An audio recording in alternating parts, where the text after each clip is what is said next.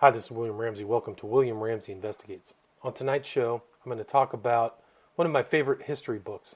It was called The Conquest of New Spain, and it was written by Bernal Diaz del Castillo, also just basically known as Bernal Diaz.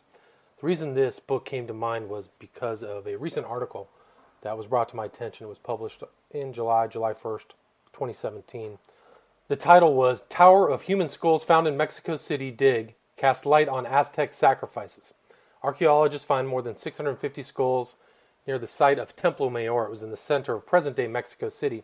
But back at the time of the Mexican conquest, or the conquest of the Aztec Empire, it was known by a different name. I think it was Tenochtitlan, some old Mexican name. But just to read a little bit of the article. A tower of human skulls unearthed beneath the heart of Mexico City has raised new questions about the culture of sacrifice in the Aztec Empire after crania of women and children surfaced among the hundreds embedded in the forbidding structure. Archaeologists have found more than 650 skulls caked in lime and thousands of fragments in the cylindrical edifice near the site of the Templo Mayor, one of the main temples in the Aztec capital, Tenochtitlan, which later became Mexico City. The tower is believed to form part of the Huayzompantli, a massive array of skulls that struck fear into Spanish conquistadors when they captured the city under Hernán Cortés. The structure was mentioned in contemporary accounts. Historians relate how the severed heads of captured warriors adorned zompantli, or skull racks, found in a number of Mesoamerican cultures before the Spanish conquest. But the archaeological dig in the bowels of old Mexico City that began in 2015 suggests that picture was not complete. We were expecting just men, obviously young men, as warriors would be, and the thing about the women and children is you'd think they wouldn't be going to war, said Rodrigo Bolanos, a biological anthropologist investigating the find. Something is happening that we have no record of, and this is really new, a first in the Huayzompantli. Raul Barrera, one of the archaeologists working at the site alongside the huge metropolitan cathedral built over the Templo Mayor, said the skulls would have been set in the tower after they had stood on public display in the Zompantli. Roughly 6 meters in diameter, the tower stood on the corner of the chapel of Huitzilopochtli, the Aztec god of the sun, war, and human sacrifice. Its base has yet to be unearthed. There was no doubt that the tower was one of the skull edifices mentioned by Andres de Tapia, a Spanish soldier who accompanied Cortés in the 1521 conquest of Mexico, Barrera said. In his account of the campaign, de Tapia said he counted tens of thousands of skulls in what became known as the Huayzompantli. Barrera said 676 skulls had been found, and the number would rise as excavations went on. The Aztecs and other Mesoamerican peoples performed ritualistic human sacrifices as offerings to the sun. So that's the entirety of that article. But that article brought to mind a book that I'd read 20 years ago, and I'd actually had a recent conversation with a friend about the book. So I'd like to talk a little bit about Bernal Diaz, a little bit about Hernán or Hernando Cortés, and then do some reading from the true history of the conquest of New Spain. So Bernal Diaz was born in Spain like all of the other conquistadors, but the interesting thing about him is that he had been in two other adventures in the New World, in the Caribbean area. He had been to Panama. What they called in Panama was a different name.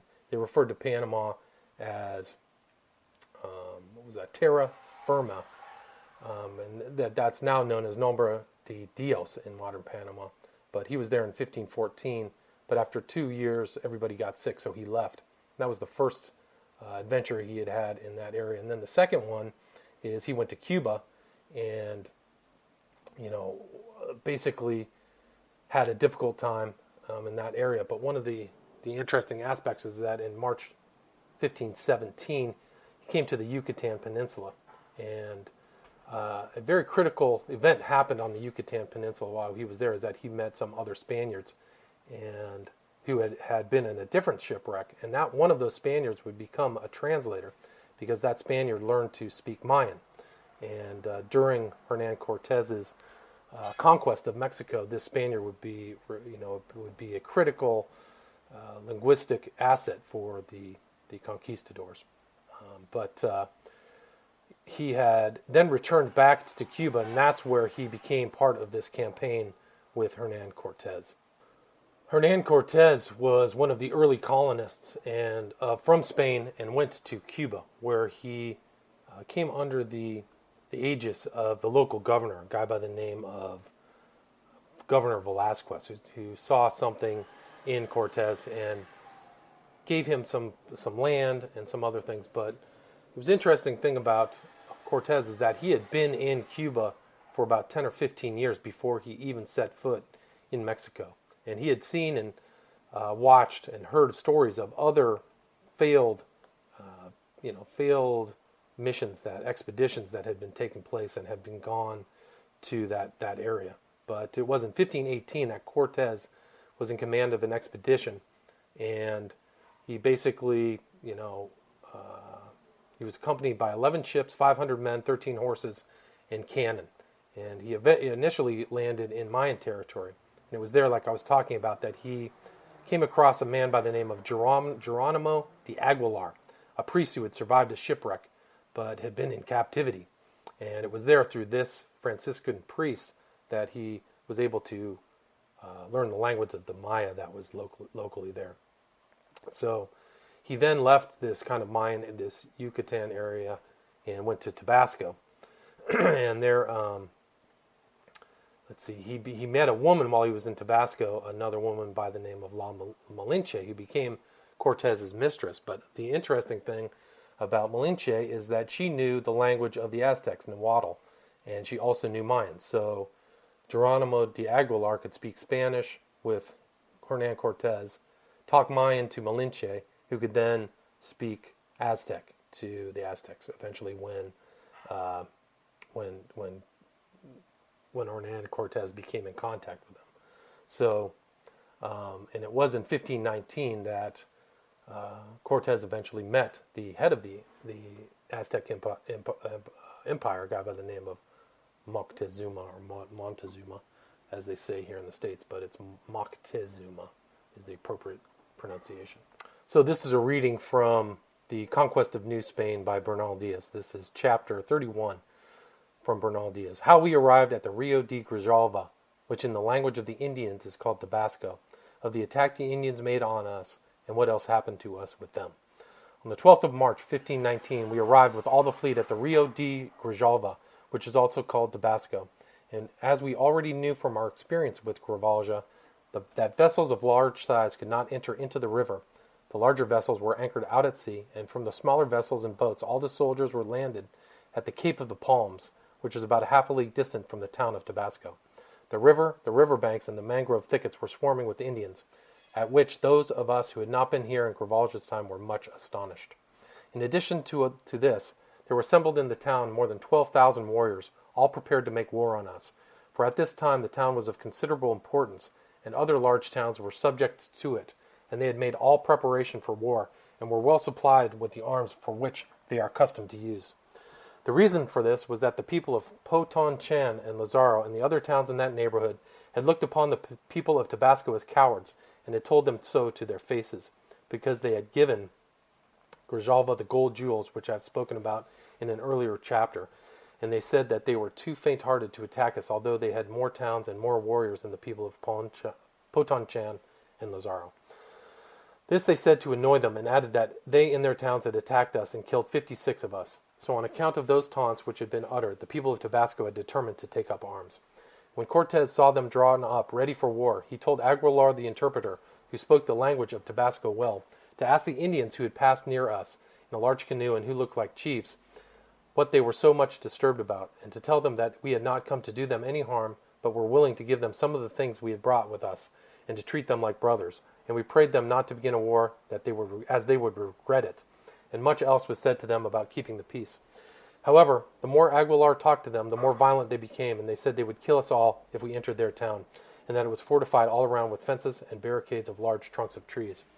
Aguilar spoke to them again and asked them to keep the peace, and to allow us to take water and barter our goods with them for food, and permit us to tell the Calachones, it must be like the caciques, the kind of bosses, things which would be to their advantage and to the service of God our Lord. But they still persisted in saying that if we advanced beyond the palm trees, they would kill us. When Cortez saw the state of affairs, he ordered the boats and small vessels to be got ready, and ordered 3 cannon to be placed in each boat, and divided the crossbowmen and musketeers among the boats. We remembered that when we were here with Grijalva, we had found a narrow path which ran across some streams from the palm grove to the town, and Cortez ordered 3 soldiers to find out in the night if that path ran right up to the houses, and not to delay in bringing the news, and these men found out that it did lead there. After making a thorough examination of our surroundings, the rest of the day was spent arranging how and in what order we were to go in the boats. The next morning we had our arms in readiness. After hearing the mass, Cortez ordered the captain Alonso de Avila and 100 soldiers among whom were 10 crossbowmen, to go by the little path which led to the town, and as soon as he had heard the guns fired, to attack the town on one side, while he attacked it on the other. Cortez himself and all the other captains and soldiers went in the boats and light draft vessels up the river. When the Indian warriors who were on the banks and among the mangroves saw that we were really on the move, they came after us with a great many canoes, intent to prevent our going ashore at the landing place, and the whole river bank appeared to be covered with Indian warriors carrying all the different arms which they use, and blowing trumpets and shells and sounding drums. When Cortez saw how matters stood, he ordered us to wait a little and not to fire any shots from guns or crossbows or cannon, for as he wished to be justified in all that he might do, he made another appeal to the Indians through the interpreter Aguilar in the presence of the king's notary Diego de Godoy, asking the Indians to allow us to land and take water and speak to them about God and his majesty, and adding that should they make war on us, that if in defending ourselves some should be killed and others hurt, theirs would be the fault, and the burden it would not lie with us, but they went on threatening that if we landed they would kill us. Then they boldly began to let fly arrows at us, and made signals with their drums. Like valiant men, they surrounded us with their canoes, and they all attacked us with such a shower of arrows that they kept us in the water, in some parts up to our waists.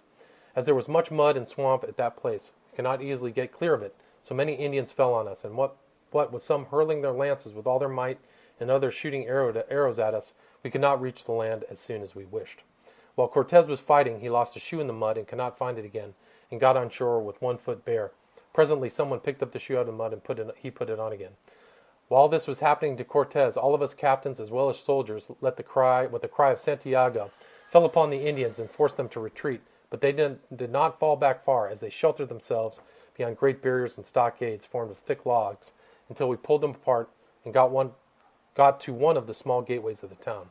There we attacked them again, and we pushed them along through a street where other defenses had been erected, and there they turned on us and met us face to face and fought most valiantly, making the greatest efforts, shouting and whistling and crying Al Calacione, which in their language meant in order to kill or capture our captain.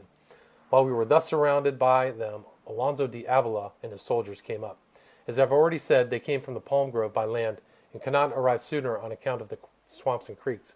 Their delay was unavoidable, but just as we had been delayed over the summons of the Indians to surrender, and in breaking the openings of the barricades so as to enable us to attack them, now we all joined together to drive the enemy out of their strongholds, and we compelled them to retreat.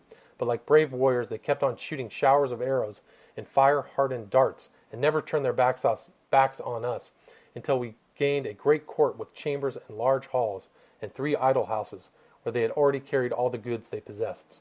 Cortez then ordered us to halt, and not to follow on and overtake the enemy in their flight. There and then Cortez took possession of that land for his majesty, performing the act in his majesty's name. It was done in this way. He drew his sword, and as a sign of possession, he made 3 cuts in a huge tree called a ceiba, which stood in the court of that great square, and cried that if any person should raise objection, that he would defend the right with the sword and shield which he held in his hands.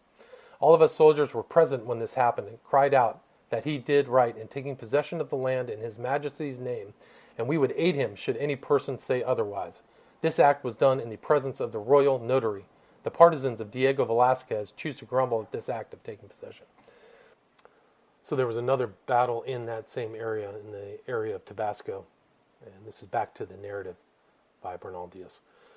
I've already said how we were marching along when we met all the forces of the enemy, which were moving in search of us, and all the men wore great feather crests, and they carried drums and trumpets, and their faces were colored black and white, and they were armed with large bows and arrows, lances and shields and swords, shaped like our 2-handed swords, and many slings and stones and fire-hardened javelins, and all wore quilted cotton armor.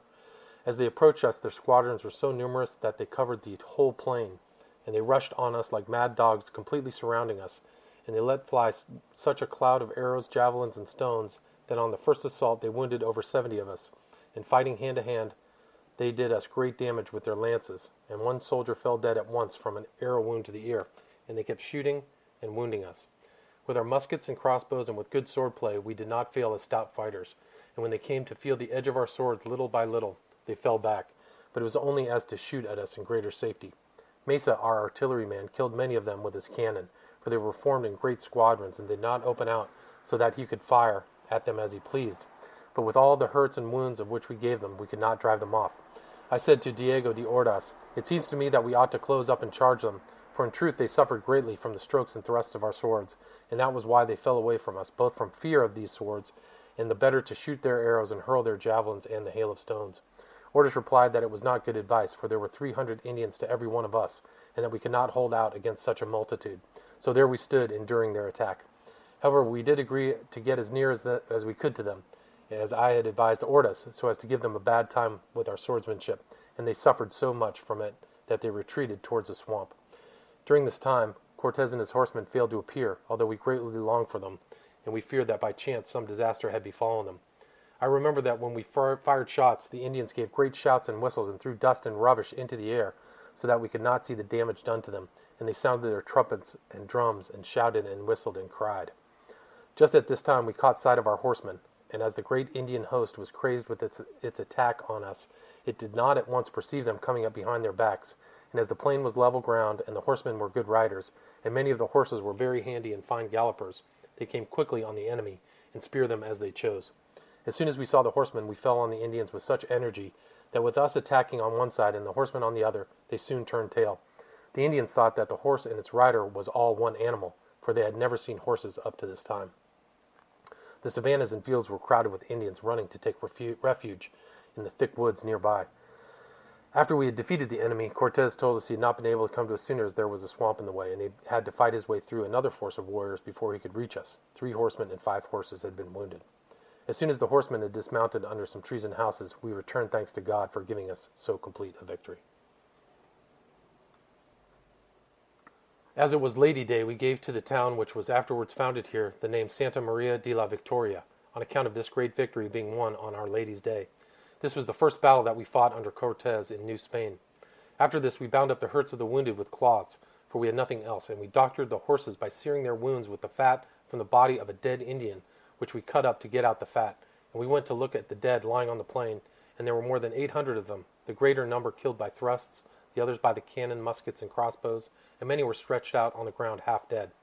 Where the horsemen had passed, numbers of them lay dead and groaning from their wounds. The battle lasted for over an hour, and the Indians fought all the time like brave warriors, up until the horsemen came up. We took 5 prisoners, 2 of them captains. As it was late and we had enough of fighting, we had not eaten anything, so we returned to our camp. Then we buried the 2 soldiers who had been killed, one by a wound in the ear and the other by a wound in the throat. And we seared the wounds of the others and of the horses with the fat of the Indian, and after posting sentinels and guards, we had supper and rested. After this first victorious battle, Cortez decides he wants to speak to the local chieftains, so he sends out messengers, and they come to greet Cortez. The next day, 30 Indian chieftains, clad in good cloaks, came to visit us and brought fowls, fish, fruit, and maize cakes, and asked leave from Cortez to burn and bury the bodies of the dead who had fallen in the recent battles, so that they should not smell badly or be eaten by lions and tigers. Permission was at once given them, and they hastened to bring many people to bury and burn the bodies according to their customs. Cortez learned from the caciques that over 800 men were missing, not counting those who had been carried off wounded. They said they could not tarry with either to discuss the matter or make peace, for on the morrow the chieftains and leaders of all the towns would have assembled, and then they would agree about a peace. As Cortez was very sagacious about everything, he said, laughing, to us soldiers who happened to be in his company, "Do you know, gentlemen, that it seems to me that the Indians are terrified at the horses, and may think that they and the cannon alone make war on them. I have thought of something which will confirm this belief, and that is to bring the mare belonging to Juan Cedeño, which foaled the other day on board ship, and tie her up where I am now standing, and also bring the stallion of Ortiz, the musician, which is very excitable, near enough to scent the mare, and when he has scented her, to lead them off separately, so the caciques who are coming shall not hear the horse neighing as they approach, not until they are standing before me and are talking to me." We did just as Cortez ordered, and brought the horse and mare, and the horse soon detected the scent of her in Cortez's quarters. In addition to this, Cortez ordered the largest cannon that we possessed to be loaded with a large ball and a good charge of powder. About midday 40 Indians arrived, all of them caciques of good bearing, wearing rich mantles such as are used by them. They saluted Cortez and all of us, and brought incense and fumigated all of us who were present, and they asked pardon for their past behavior, and said that henceforth they would be friendly. Cortez, through Aguilar the interpreter, answered them in a very grave manner, as though he were angry, that they well knew how many times he had asked them to maintain peace, that the fault was theirs, and that now they deserved to be put to death, they and all the people of their towns, but that as we were the vassals of a great king and lord named Emperor Don Carlos, who had sent us to these countries and ordered us to help and favor those who would enter into his royal service, that if they were now as well disposed as they were said they were, that we would take this course, and that if they were not, some of these people would jump out and kill them. And some of the warriors were still angry because they had made war on us. At this moment the order was secretly given to put on a match to the cannon which had been loaded, and it went off with such a thunderclap as was wanted, and the ball went buzzing over the hills, as it was midday, and very still it made a great noise, and the caciques were terrified on hearing it. As they had never seen anything like it, they believed what Cortez had told them was true. And Cortez told them, through Aguilar, not to be afraid, for he had given orders that no harm should be done to them. Just then the horse that had scented the mare was brought up and tied up not far distant from where Cortez was talking to the caciques. And as the mare had been tied up at the place where Cortez and the Indians were talking, the horse began to paw the ground and neigh, and become wild with excitement, looking all the time towards the Indians and the place whence the scent of the mare had reached him. And the caciques thought that he was roaring at them, and they were terrified. When Cortez observed their state of mind, he rose from his seat, and went to the horse and told 2 orderlies to lead it far away, and said to the Indians that he had told the horse not to be angry, as they were friendly and wished to make peace. While this was going on, there arrived more than 30 Indian carriers, of whom the natives call temenes, who brought a meal of fowls, fish, fruits, and other food, and it appears they had lagged behind and could not reach us at the same time as the caciques. Cortez had a long conversation with these chieftains and caciques, and they told them that they would all come on the next day and bring a present, and would discuss other matters. Then they went quite away contented. So you can see from this narrative how clever Cortez was in dealing with the natives and how he used the cannon and the horses to terrify the locals. The lords of the local area provided Cortez with 30 women, and Cortez impressed upon them the potency of his emperor. And we return to the narrative. It says, "We remained 5 days in this town to look after the wounded and those who were suffering from pain in the loins, from which they all recovered. Furthermore, Cortez drew the caciques to him by kindly converse, and told them how our master the emperor, whose vassals we were, and under his orders had many great lords, and that it would be well for them also to render him obedience, and that then, whatever might be in need of, whether it was our protection or any other necessity, if they would make it known to him, no matter where he might be, he would come to their assistance. The caciques all thanked him for this, and thereupon all declared themselves the vassals of our great emperor. They were the first vassals to render submission to his majesty in New Spain."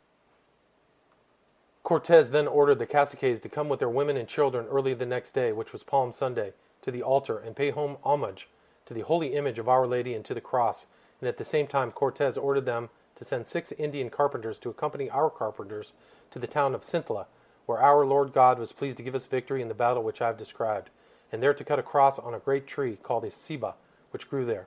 And they did it so that it might last a long time, for as the bark is renewed, the cross will show there forever. When this was done, he ordered the Indians to get ready all the canoes that they had owned to help us to embark, for we wished to set sail on that holy day, because the pilots had come to tell Cortez that the ships ran a great risk from a northern, which is a dangerous gale. So you can see right here that as part of his conquest was the conversion of all the locals to Christianity. And it was in the port of San Juan de Ulua where Cortez met the emissaries of Montezuma, the chief of the Aztec Indians. Back to the narrative. The flagship hoisted her royal standards and pennants, and within half an hour of anchoring, 2 large canoes, which in these parts are called piraguas, came out to us, full of Mexican Indians. Seeing the big ship with the standards flying, they knew that it was there. They must go to speak with the captain. So they went direct to the flagship, and going on board, asked who was the Tatuan, which in their language means the chief. Dona Marina, one of the translators, who understood the language, pointed him out. Then the Indians paid many marks of respect to Cortez, according to their usage, and bade him welcome, and said that their lord, a servant of the great Montezuma, had sent them to ask what kind of men we were, and what we were in search, and added that if we were in need of anything for ourselves or our ships, that we should tell them, and they would supply it. Our Cortez thanked them through the 2 interpreters, Aguilar and Dona Marina, and ordered food and wine to be given them, and some blue beads. And after they had drunk, he told them that we had come to see them and to trade with them, and that our arrival in their country should cause them no uneasiness, but looked on by them as fortunate. By the end of this narrative, the local Indians would not think the arrival of the Spanish was fortunate. I'm going to skip forward to chapter 58 and discuss Cortez's decision to burn his ships and move inland to the capital of Mexico, Tenochtitlan. So I return here to the narrative. Being in Zempoala, as I have stated, and discussing with Cortez questions of warfare and our advance into the country, and going on from one thing to another, we, who were his friends, counseled him, although others opposed it, not to leave a single ship in the port, but to destroy them all at once, so as to leave no source of trouble behind, lest when we were inland others of our people should rebel like the last. Besides, we should gain much additional strength from the masters, the pilots, and sailors, who numbered nearly 100 men, and they would be better employed helping us to watch and fight than remaining in port. As far as I can make out, this matter of destroying the ships, which we had suggested to Cortez during our conversation, had already been decided on by him, but he wished it to appear as though it came from us, so that if anyone should ask him to pay for the ships, he could say that he had acted on our advice, and we would all be concerned in their payment. Then he sent Juan de Escalante, who was chief alguacil, and a person of distinguished bravery and a great friend of Cortez, and an enemy of Diego Velazquez, because he had not given him good Indians on the island of Cuba, to Villa Rica with orders to bring on shore all the anchors, cables, sails, and everything else on board which might prove useful, then to destroy the ships and preserve nothing but the boats, and that the pilots, sailing masters, and sailors, who were old and of no use for war, should stay at the town. With the 2 nets they possessed should undertake the fishing, for there was always fish in that harbor, although they were not very plentiful. Juan de Escalante did all that he was told to do, and soon after arrived at Zempoala with a company of sailors whom he had brought from the ships, and some of them turned out to be very good soldiers. When this was done, Cortez sent to summon all the caciques of the hill towns that were allied to us in rebellion against Montezuma, and told them how they must give their service to the Spaniards who remained in Villa Rica, and to finish building the church, fortress, and houses. And Cortez took Juan de Escalante by the hand before them all, and said to them, "This is my brother," and told them to do whatever he should order them, and that should they need protection or assistance against the Mexicans, they should go to him, and he would come in person to their assistance. All the caciques willingly promised to do what might be asked of them, and I remember that they at once fumigated Juan de Escalante with incense, though he did not wish it done. I have already said that he was a man well qualified for any post and a great friend of Cortez, so he could place him in command of the town and harbor with confidence, so that if Diego Velazquez should send an expedition there, it would meet with resistance. I must leave him here and go on with my story. When the ships had been destroyed, with our full knowledge, when all the captains and soldiers were assembled and were talking to Cortez about military matters, he begged us to listen to him, and argued with us as follows. Quote, "We all understood what was the work that lay before us, and that with the help of our Lord Jesus Christ, we must conquer in all battles and encounters, and must be as ready for them as was befitting. For if we or any were defeated, which pray God would not happen, we could not raise our heads again, as we were so few in numbers, and we could look for no help or assistance, but that which came from God. For we no longer possess ships in which to return to Cuba, but must rely on our own good swords and stout hearts." And he went on to draw many comparisons and relate the heroic deeds of the Romans.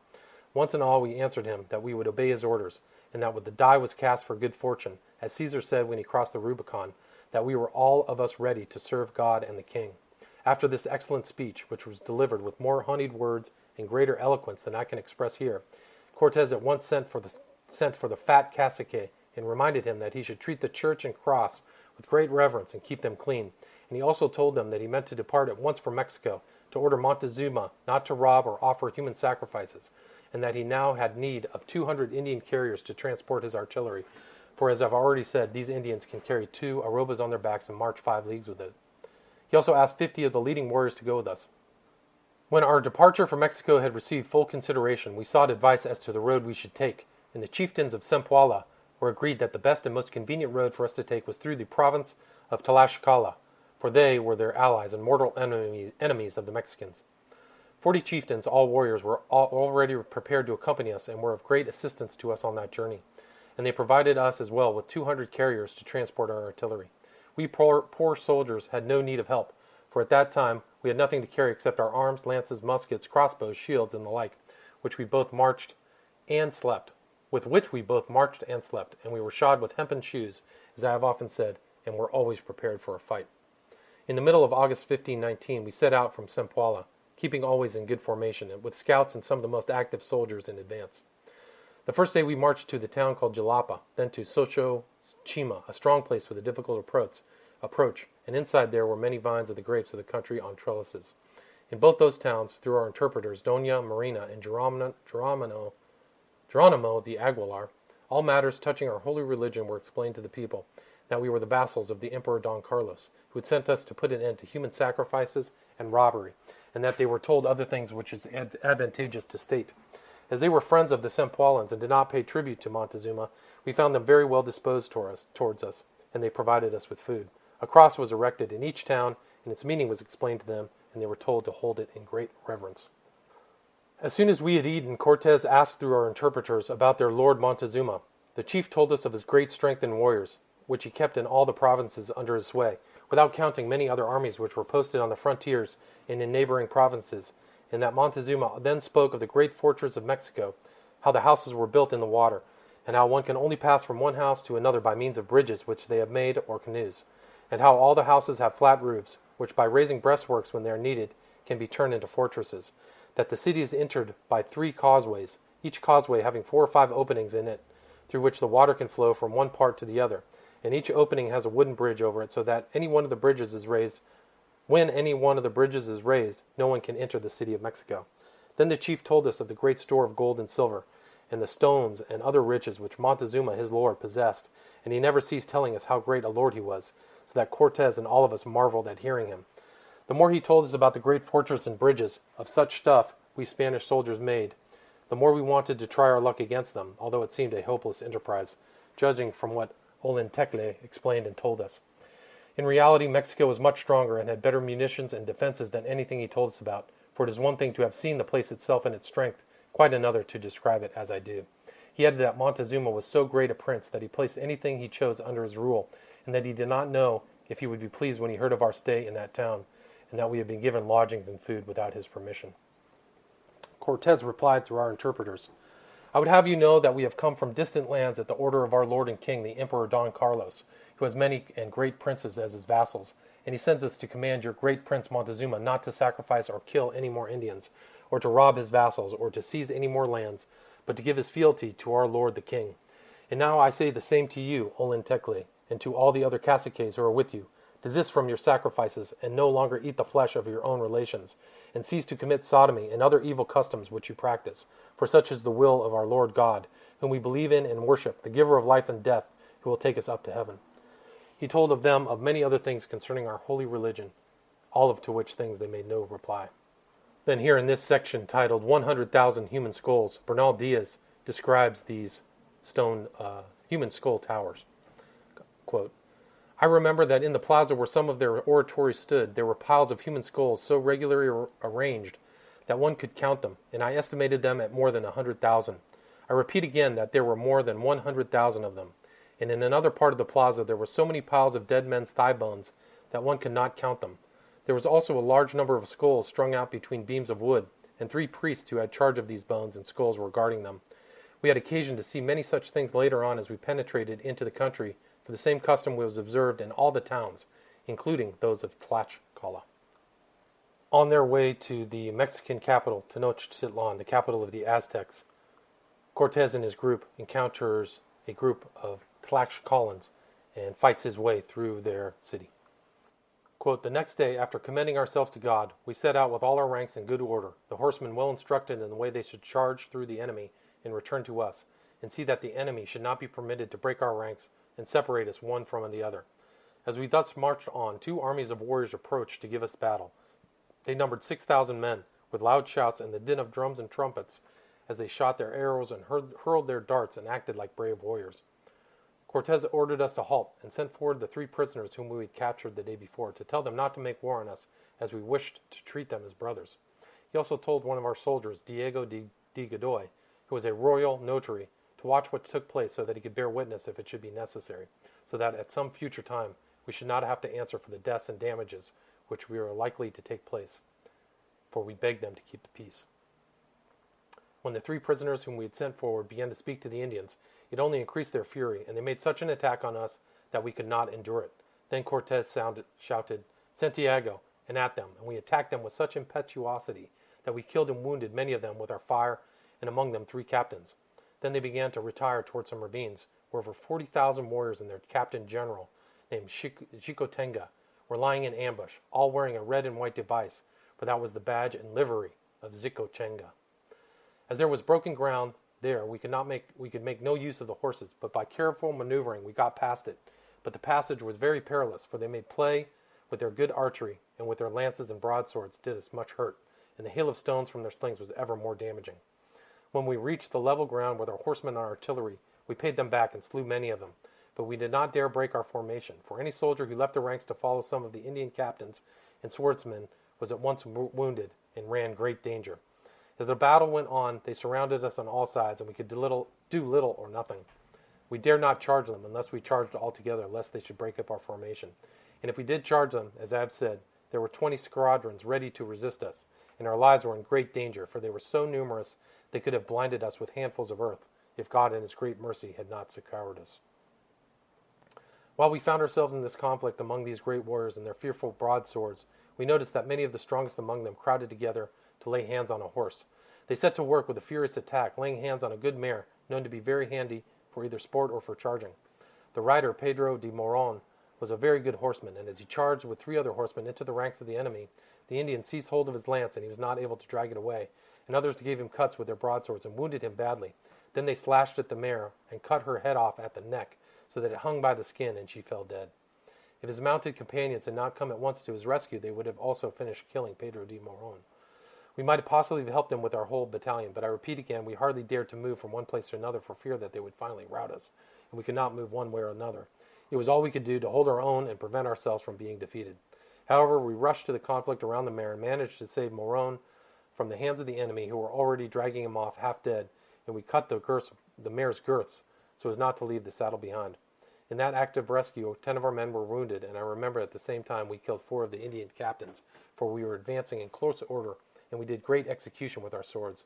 When this had happened, our enemy began to retire, carrying the mare with them, and they cut her in pieces to exhibit in all the towns of Tlaxcala. And we learnt afterwards that they made an offering to their idols of the horseshoes, and of the Flemish felt hat, and the 2 letters which we had sent them offering peace. The mare that was killed belonged to Juan Cedeno, and it was because Cedeno had received 3 wounds the day before that he had given her to Moron, who was a good horseman. I did not see Moron again, for he died of his wounds 2 days later. To return to our battle, we were a full hour fighting in the fray, and our shots must have done the enemy much damage, for they were so numerous and in such close formation that each shot must have hit many of them. Horsemen, musketeers, crossbowmen, swordsmen, and those who used lance and shield, one and all, we fought like men to save our lives and do our duty, for we were certainly in the greatest danger in which we had ever found ourselves. Later on they told us that we killed many Indians in this battle, among them 8 of their leading captains, sons of the old caciques who lived in their principal town, and for this reason they drew off in good order. We did not attempt to follow them, for we were not sorry as that we were so tired out we could hardly stand, and we stayed where we were in that little town. All of the country round was thickly peopled, and they even had some underground houses, like caves which many of the Indians live. The place where this battle took place is called Tuacachingo, and it was fought on the 2nd day of the month of September in the year 1519. When we saw that victory was ours, we gave thanks to God, who would deliver us from such great danger. On to chapter 72. Quote, as our Lord God, through his great loving kindness, was pleased to give us victory in those battles in Tlaxcala, our fame spread throughout the surrounding country, and reached the ears of the great Montezuma in the great city of Mexico. And if hitherto they took us for tueles, which is the same as their idols, from now on they held us in even greater respect as valiant warriors, and terror fell on the whole country at learning how, being so few in number in the Tlaxcalans and such great force, we had conquered them, and that they had sued us for peace. So that now Montezuma, the great prince of Mexico, powerful as he was in fear of our going into his city, and sent 5 chieftains, men of much importance, to our camp at Tlaxcala to bid us welcome, and say that he was rejoiced at our great victory against so many squadrons of warriors, as he sent a present, a matter of $1,000 worth of gold, and a very rich jeweled ornaments, worked in various shapes, and 20 loads of fine cotton cloth.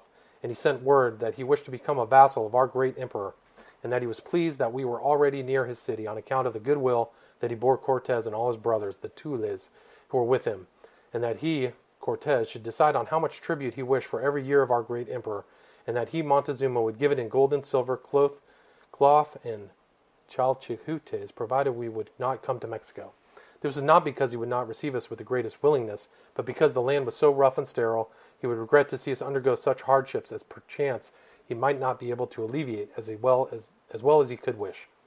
Cortez answered by saying that he highly appreciated the goodwill shown us, and the present which had been sent, and he offered to pay tribute to his majesty, and he begged the messengers not to depart until he went into the capital of Tlaxcala, as he would dispatch them from that place, and they could then see how that the war had ended.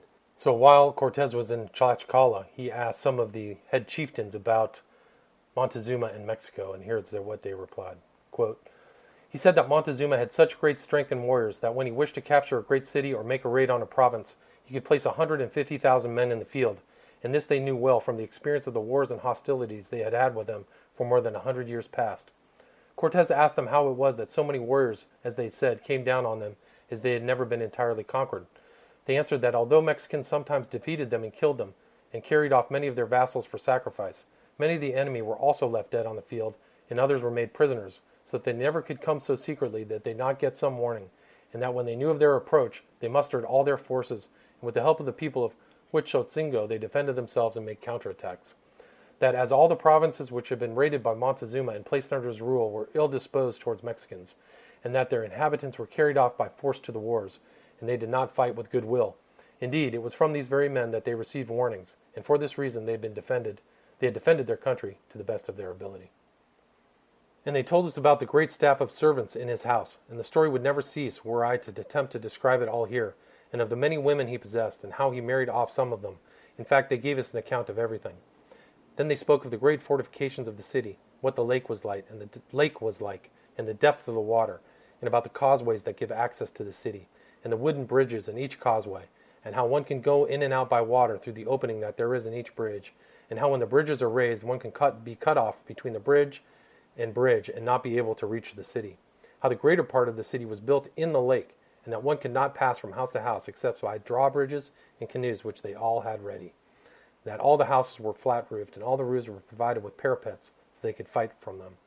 They also told us about the way the city was provided with fresh water from a spring called Chapultepec, distant about a league from the city, and how the water enters by aqueduct and reaches a place where they can carry it in canoes and sell it in the streets.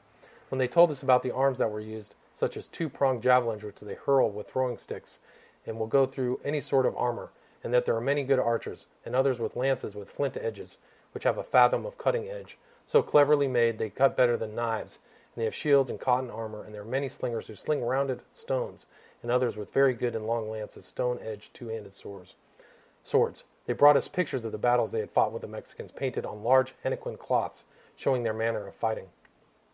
As our captain and all of us had already heard about all that the caciques were telling us, we changed the subject, and started them on another more profound, which was, how was it that they had come to inhabit that land, and from what direction had they come? And how was it that they had differed so much from and were so hostile to the Mexicans, seeing that their countries were so close to one another? They said that their ancestors had told them that in times past there had lived among them men and women of giant size with huge bones, and because they were very bad people of evil manners, that they had fought with them and killed them, and those of them who remained died off. So that we could see how huge and tall these people had been, they brought us a leg bone of one of them, which was very thick, and the height of a man of ordinary stature, and that was the bone from the hip to the knee. I measured myself against it, and it was as tall as I am, although I am of fair size. They brought other pieces of bone like the first, but they were already eaten away and destroyed by the soil. We were all amazed at seeing these bones, and felt sure there must have been giants in this country, and our Captain Cortez said to us that it would be well to send the great bone to Castile, so that his majesty might see it. So we sent it with the first of our agents who went there. These caciques also told us that they had learned from their forefathers that one of their idols, to which they paid the greatest devotion, had told them that men would come from distant lands in the direction of the rising sun to subjugate them and govern them, and that if we were those men, they were rejoiced at it, as we were so good and brave. That when they made their peace with us, they had borne in mind that their idols had said, and for this reason they had given us their daughters, so as to obtain relations who would defend them against the Mexicans. When they finished their discourse, we were all astounded and said, can they possibly have spoken the truth? Then our Captain Cortez replied to them and said that certainly we came from the direction of the sunrise, that our Lord and King had sent us for this very purpose, that we should become as brothers to them. For he had heard of them, and he prayed God to give us grace, so that by our hands and our intercession they would be saved. And we all said, Amen. So that's a great place to stop in this narrative. Again, that was The Conquest of New Spain by Bernal Diaz, a very detailed analysis of Hernan Cortez's conquest of Mexico, detailing from the landing to all the battles to the final victory of the Spanish conquistadors. So I hope you enjoyed the show. I will include links to the books that you can find online, and this was only page 288 of about 1,000 pages of information, so there's a lot more to talk about. But thank you. Have a good evening.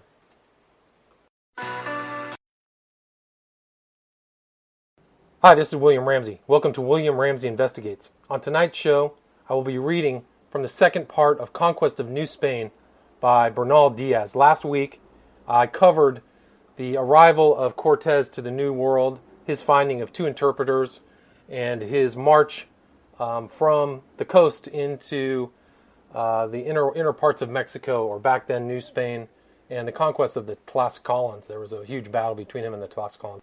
If you didn't catch the first part, you can go check it out on my YouTube channel under William Ramsey Investigates. Thank you. Quote, after a repose of 17 days in Tlaxcala, it was determined to prosecute our march to Mexico. Upon this subject, much difference of opinion existed, the rich settlers of Cuba being very adverse to it. The resolution which we had taken grieved our friends of Tlaxcala, who earnestly advised us by no means to trust Montezuma or his people, nor their smooth and courteous words and manners, for that they were treacherous in the extreme, and would either retain us to breed men for Montezuma's service, or in a favorable hour would fall upon us and destroy us. But in case of our having hostilities with them, they advised us to kill all, neither sparing or the rising youth, nor the aged counselor. Cortez thanked and proposed to them an amicable treaty with their neighbors the Mexicans, but they would not hear of this, saying that they could not trust those who would only under a veil of peace better execute their treacherous designs. In regard to our road, the Mexican ambassadors earnestly recommended that by Cholula, but our friends of Tlaxcala as strongly advised us by no means to go that way, but by Huachingo. Nevertheless, we determined to go by Cholula, intending to remain there until we could by negotiation obtain a peaceable entry into Mexico. Cortez therefore lent messengers to that place to inform the chiefs of his intention and expressing his dissatisfaction that they had not come to wait upon him. At this time arrived 4 of the principal nobility of Mexico with a rich present. It consisted of gold to the value of 10,000 crowns, and 10 bales of the finest mantles of feathers. Having saluted Cortez with the profoundest respect, the ambassadors delivered the message of their monarch, which was to this effect: that he wondered at our stay amongst a people so poor and base as the Tlaxcalans, who were robbers, and unfit even for slaves, and he earnestly requested that we would immediately visit his capital. Cortez replied, assuring them that he would shortly pay his respects to the great Montezuma, requesting their stay with him during the interval. He also determined to send 2 cavaliers as ambassadors to wait on Montezuma and view the city of Mexico. The persons he pitched on were Pedro de Alvarado and B. Vasquez de Tapia. They set out on their journey, accompanying the former Mexican ambassadors who had hitherto continued with us. I was at this time ill of my wounds and of a fever, and therefore incapable of observing exactly all that passed, but I know that their going thither appeared to us a very unwise measure, and in consequence of our remonstrances they were recalled. The chiefs of Cholula now sent us 4 men of low condition, with a very dry and uncourteous answer to our message, and without any present whatsoever. This evidently appeared to be done in contempt, and Cortez sent notice to them that if their chiefs did not wait upon him in 3 days, they should be considered as rebels, that in the case of their compliance he would be happy to esteem them as brothers, and had much to tell them of great importance. They then sent word that they dare not come amongst the enemies of the Tlaxcalans, who they knew had misrepresented them and the great Montezuma to us, but they requested that we would visit their city, where they would give us an honorable reception. When the Tlaxcalans saw our determination to accept this proposal, they told us that since we were resolved to neglect their advice, they expected that we would take with us 10,000 of their best warriors. This was thought, too, a great number for a peaceable visit. We, however, agreed to take 2,000, which were immediately ready to attend us. Being well prepared against whatever might happen, we now set out on our march and arrived in the evening at a river, distant a short league from Cholula, where a stone bridge is now built across it. Here some of the chiefs of the city came to congratulate us on our arrival. Continuing our march on the next day, when we came near the city, we were met by the chiefs and priests in a body, all dressed in cassocks of cotton, resembling those of the Zapotecans. The chiefs presented their incense to Cortez, and after apologizing for not having gone to Tlaxcala, requested that he would not permit so large a body of their enemies to enter the city. This appearing reasonable, Cortes sent Alvarado and Dioli to desire our allies to hut themselves in the field, and we then marched on, attended only by the Indians of Sempoal and those who drew the artillery. Before he entered the city, he made known to those people the objects of his mission, as had already been frequently related. They replied without hesitation that, to our monarch, they were perfectly ready to yield immediate obedience, which they did. But as to that, abandoning their ancient religion, they could not comply with any such demand. When we entered their city, we were concluded through an immense crowd which filled the streets and terraces to our quarters in some large apartments, which contained us, our allies of Sempoal, and those who conveyed the artillery and baggage. During the time we stayed here, a plot was concerted by the ambassadors of Montezuma for the entry of 20,000 of his troops into this city to fall upon us, and several houses were filled with poles and leathern collars, in which they were to have brought us prisoners to Mexico, but that God was pleased to foil their designs. For the first 2 days we were entertained as well as we could wish, but on the third we received no provisions, nor did either chief of priest make his appearance. The very few inhabitants that we saw withdrew from us with a mysterious kind of sneer in their faces, and Cortes at this time, applying to the ambassadors to procure for us some provisions as usual, all that we obtained was a little wood and water conveyed by some old men, who told us that no maize was to be had. On this day ambassadors arrived from Montezuma, who, in very disrespectful terms, forbid our approach to Mexico, and required an immediate answer. Cortes mildly expressed his surprise at this alteration. He made them a present, and requested a short delay, to which they acceded. He then, summoning his soldiers, warned us to be alert, for that he suspected some great treachery. The chiefs having refused to attend him, he immediately sent some soldiers to a great temple hard by our quarters, with orders to bring, as quietly as they could, 2 of the priests. In this they succeeded without any difficulty, and the priests being brought before the general, he made a present to each, and then inquired the reason of these extraordinary appearances. One of them was a person of rank, and authority over all the temples of the city, in the manner of a hilltop. This person assured him that if he had an opportunity of speaking to the chiefs, he could persuade them to come, and being dismissed for this purpose, he was as good as his word, for he soon returned accompanied by several of them. Cortes first asked the cause of the change in their behavior. He then demanded an immediate supply of provisions, and also a number of their people for the milking day, to convey the baggage and artillery. The chiefs appeared confounded, but at length promised to send in provisions, though they said he had not been forbidden by Montezuma, that he was not satisfied we should go any farther. Just at this time, 3 of our friends from Sempoal called out to the general, and informed him that they had discovered hard by our quarters pitfalls covered with wood and earth, and that clearing away the earth and looking into them, they had found it set with sharp stakes, that the terraces of all the houses were filled with stones and parapeted with sods, and they had seen a barricade of strong timber in one of the streets. At this instant arrived also 8 Tlascalans from their army which was lying in the old. They warned Cortes against the intended attack, for it had come to their knowledge that the people of the place had, on the preceding night, sacrificed to their war god 7 victims, 5 of whom were children, and they had also observed that they were withdrawing their women, children, and effects from the place. Hereupon Cortes sent orders to the Tlascalans to hold themselves in readiness, and rejoining the chiefs and priests of the town, he desired them to be under no apprehension, but warned them not to deviate from their obedience on pain of instant punishment. He then demanded of them 2,000 of their warriors to accompany him on his march the ensuing day. This they readily promised, thinking that it would tend to facilitate their projects. They therefore took their leave very well contented, and sent notice of our intentions to all those concerned with them. Cortes then sent Donna Marina to bring back the 2 priests with whom he had spoken to. In this she succeeded, and Cortes obtained from them the following intelligence. They told him that Montezuma, on our approach to Mexico, had become very unsettled in his mind, sometimes ordering that we should be received with honor, at other times that we should be not permitted to pass, and that having lately consulted his gods, they had declared that here in Cholula we were all to be put to death, or made prisoners, for which purpose he had sent 20,000 of his troops, 1/2 of which number was in the city, and the other concealed half a league from it. That the plan of their attack was settled, and that 20 of us were allotted to be sacrificed to the gods of Cholula. Cortes rewarded them handsomely, and joining strict secrecy, desired them to bring to him all the chiefs that at the time he appointed. He then summoned a council of the ablest and wisest soldiers of his army, some of whom were returning immediately, and others proposed various measures, but at length all agreed in the necessity of severely punishing this treachery as an example to other people. It was therefore determined that we should carry on the appearance of our intended march, preparing our baggage and concealing our other measures, that within the high walls of the courts where we were quartered, punishment should be inflicted upon the Cholulans. With the ambassadors of Montezuma, it was thought it was most prudent to dissemble.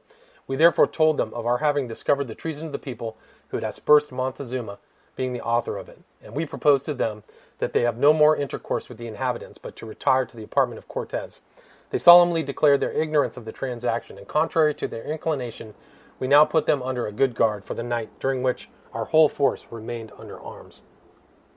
On this night, the wife of a cacique, an old woman who was acquainted with the plot, came secretly to Donna Marina, whose appearance had attracted her regard, and invited her to her own house as a place of security from the danger which was ready to overwhelm us, making at the same time a proposal to her, to accept as a husband her son, the brother of a boy who accompanied her.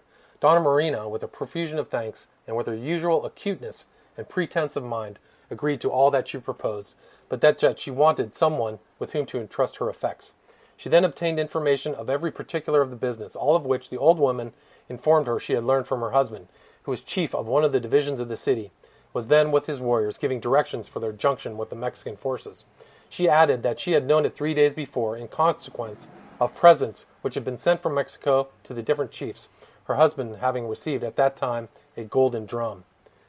Donna Marina, desiring this woman and her son to remain where they were and take care of her effects, hastened to Cortez and informed him of all that had happened, and that the person from whom she had the information was in her apartment, the consequence of which Cortez immediately sent for her, and the women, on being brought into his presence, confirmed all that she had said to Donna Marina, which exactly agreed with the other information he had received.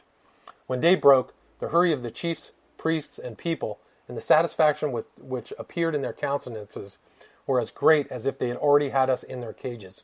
They brought many more of their warriors to attend to us than we had required, insomuch that the courts which remain at this day as a memorial of the event, large as they were, could not contain them.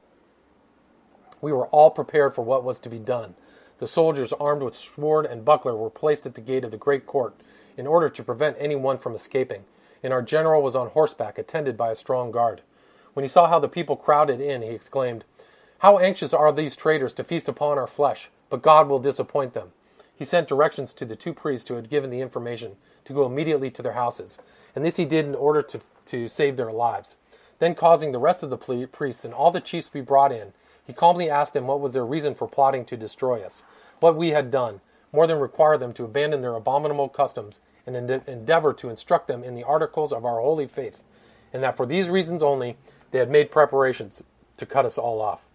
That their evil intentions appeared by their having withdrawn the women from the town, and when we required, they made preparations to cut us all off. They insulted us by sending in wood and water.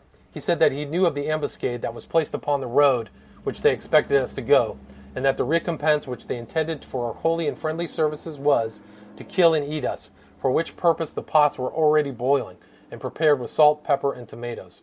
That if they were determined to attack us, it was better to do it in a manly way, as the Tlascalans did, he added. But he also knew that 20 of us were to be sacrificed to their idols, to whom they had made a propitiatory offering of 7 of their brethren. But the victory the idols had promised them, it was not in their power to give, and the effects of their treason were now ready to fall on their own heads. This being successfully explained to the natives by Donna Marina, they confessed the whole of the charge, and said it was planned entirely by the orders of Montezuma. Cortez replied that such crimes were never suffered to pass without punishment, and he then commanded a musket to be fired, as the signal for slaughter, which was waited for us, who were, as I have related, well prepared, and falling upon the multitude then enclosed within the courts, we executed their punishment on them in a manner that they will ever remember. For a number of them were killed by us instantly, and many afterwards burned alive, very contrary to the expectations they had formed from the promises of their gods. About 6,000 Cholulans were put to death on this occasion. Within 2 hours, our allies, the Tlascalans, arrived and made a desperate slaughter of them in the streets. And as soon as the Cholulans had ceased to make resistance, the former ravaged the city, plundering and making them slaves without our having it in our power to prevent them. And on the day after, when the intelligence had reached Tlaxcala, fresh hordes crowded hither for the same purpose. It was now absolutely necessary to restrain them all at all risks. Cortez therefore ordered the chiefs to withdraw their troops, which they immediately did, And soon after, some priests and chieftains who presided over other parts of the town, which they allegedly not have been engaged in the conspiracy, waited on us and requested a remission of punishment. The two priests formerly mentioned, the old woman who was so anxious to be the mother-in-law of Donna Marina, came also and petitioned to the same effect. Cortez appeared greatly enraged, and calling for the Mexican ambassadors, declared in their presence that if he did not destroy the whole city as it deserved, it was out of respect to the great Montezuma, whose vassals the inhabitants were, but for his sake he pardoned them. He then commanded the Tlascalans to deliver up those whom they had made prisoners. This, however unwillingly, they in a great measure complied with, many persons being set at liberty, but after all they retained a good booty of gold, mantles, cotton, salt, and slaves. An amnesty for the past being proclaimed, and Cortez having been reconciled the Tlascalans and the Cholulans, the latter suggested they were apprehensive our general would appoint their new chief, the former one having been put to death. After this attempted treachery by Montezuma, the army under Cortez headed towards the capital of Mexico. Early in the morning, when we were on the point of marching, a sentinel came to inform us that a great number of Mexicans, richly dressed, were upon the road. Cortez therefore ordered us to return to our quarters, and at that instant 4 of the principal courtiers of Mexico arrived, and awaiting on Cortez with great respect informed him that Cacamatzin, lord of Tezcuco, the nephew of the great Montezuma, was approaching, and requested that we would wait to receive him. Cacamatzin followed in the greatest pomp, carried in a magnificent litter adorned with green plumes and enriched with jewels, set in the branched pillars of solid gold. He was borne by 8 lords, who assisted him out of the litter and swept the way by which he was to pass. When he came into the presence of Cortez, he said to him, "Malintzin, here am I and those lords to attend you to your residence in our city, by order of the great Montezuma." Cortez embraced the prince and presented him with 3 jewels of that kind called margaritas, which are figured in different colors. We then set forward on the road to Mexico, which was crowded with multitudes of the natives, and arrived at the causeway of Iztapalapa, which leads to that capital. When we beheld the number of populous towns on the water and firm ground, and that broad causeway running straight and level to the city, we could compare it to nothing but the enchanted scenes we had read of in Amadis of Gaul, from the great towers and temples, and other edifices of lime and stone which seems to rise out of the water. To many of us it appeared doubtful whether we were asleep or awake, nor was the manner in which I expressed myself to be wondered at, for it must be considered that never yet did man see, hear, or dream of anything equal to the spectacle which appeared before our eyes this day. When we approached Iztapalapa, we were received by several great lords of that country, relations of Montezuma, who conducted us to our lodgings there, in palaces magnificently built of stone and timber, which was cedar, and spacious courts and apartments furnished with canopies of the finest cotton. After having contemplated these noble edifices, we walked through the gardens, which were admirable to behold, from the variety of beautiful and aromatic plants, and the numerous alleys filled with fruit trees, roses, and various flowers. Here also was a lake of the clearest water, which communicated with the Grand Lake of Mexico by a channel cut for the purpose, and capable of admitting the largest canoes. The whole was ornamented with works of art, painted and admirably plastered and whitened, and it was rendered more delightful by numbers of beautiful birds. When I beheld the scenes that were around me, I thought within myself that this was the garden of the world. This place was at the time of which I am speaking, with 1/2 of the houses in the water, and the other half on dry land. But all is destroyed, and that which was a lake is now attractive fields of Indian corn, so entirely altered that the natives themselves could hardly know it. Mexico, November 8th, 1519. On the next day we set out, accompanied as on the former one, and proceeded by the Grand Causeway, which is 8 yards wide, and runs in a straight line to the city of Mexico. It was crowded with people, as were all the towers, temples, and causeways, in every part of the lake, attracted by curiosity to behold men and animals, such as never had been before seen in these countries.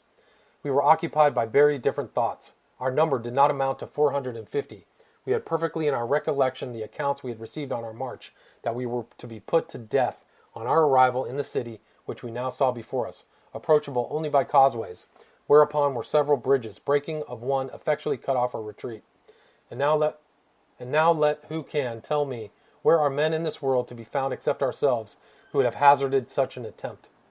When we arrived at a place where a small causeway turns off, which goes to the city of Coyoacan, we were met by a great number of the lords of the court in their richest dresses, sent as they laid before the great Montezuma to bid us welcome. After waiting there some time, the nephew of Montezuma and other noblemen went back to meet their monarch, who approached, carried in the most magnificent litter, which was supported by his principal nobility.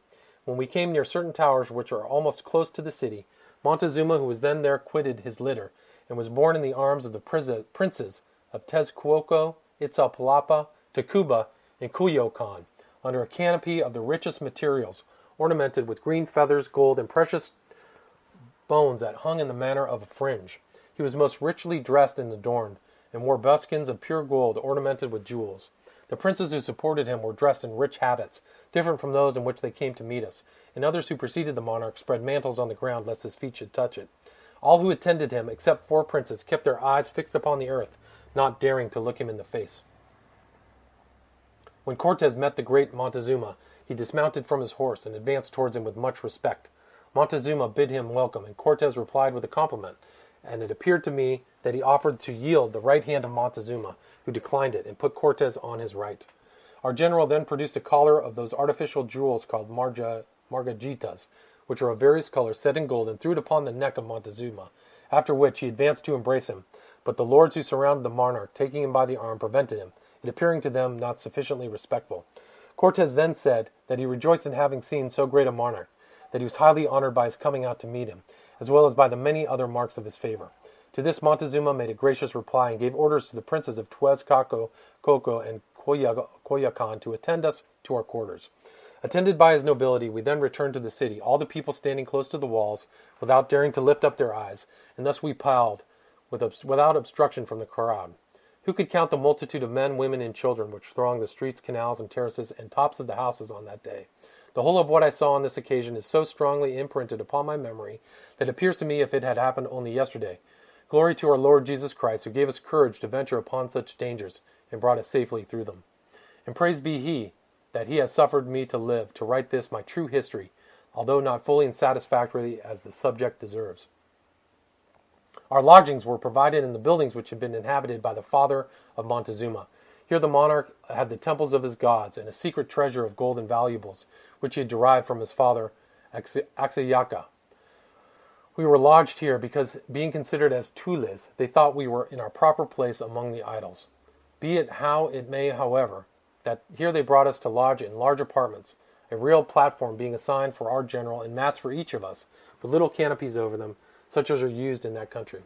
The whole of this palace was very light, airy, clean, and pleasant, the entry being through a great court. Montezuma here led Cortez by the hand to the apartment destined for him, and taking a large collar of gold, placed it around the general's neck.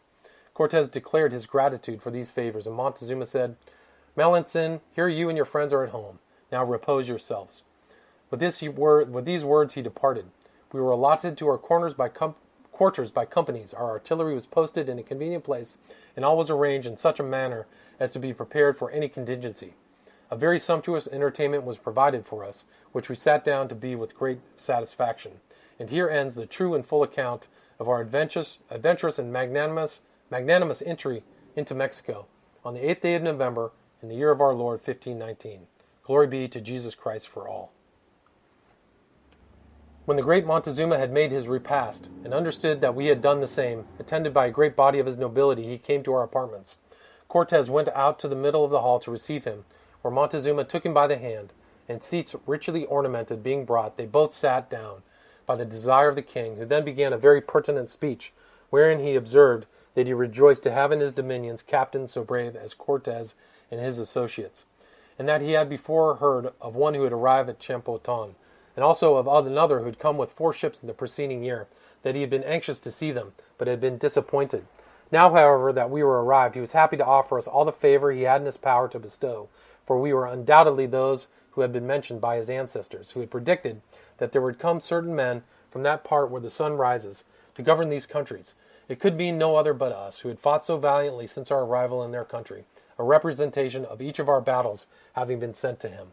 Cortez replied that he and all of us could never repay the great favors we every day received from his hands, that we certainly were those of whom it had been prophesied, and that we were vassals of a potent monarch named Don Carlos, who had many great princes subject to him, and sent us, hearing of the fame and grandeur of King Montezuma, to request his name, that the great Montezuma and his subjects would embrace the holy Christian faith, which is the faith possessed by our monarch, by doing which he would preserve the souls of him, his family, and his subjects, and that he should in good time be informed of more particulars, such as that we worship the only true God, with many other things highly edifying to the hearers. This conversation being concluded, Montezuma presented our general with a quantity of valuable ornaments of wrought gold. To each of the captains he made a present of some gold and 3 loads of mantles, to each soldier 2 loads of richly wrought mantles. And all of this he did in the most free and gracious manner, to speak more properly like a great monarch as he was. Montezuma then asked Cortez if his soldiers were all brothers and vassals of our emperor, to which Cortez replied that we were all brothers in love and friendship, persons of consequence in our country, and servants of our sovereign lord the king. With mutual compliments, Montezuma then departed, having given orders to his officers to provide us amply according to our demands, with corn, stone mills, and women to make bread, together with fowls, fruit, and plenty of grass for the horses. The great Montezuma was at this time aged about 40 years, of good nature, well proportioned and thin. His complexion was much fairer than that of the Indians. He wore his hair short, just covering his ears, with very little beard, well arranged, thin, and black. His face was rather long, with a pleasant countenance, and good eyes. Gravity and good humor were blended together when he spoke. He was very delicate and clean in his person, bathing himself every evening. He had a number of mistresses of the first families, and 2 princesses his lawful wives.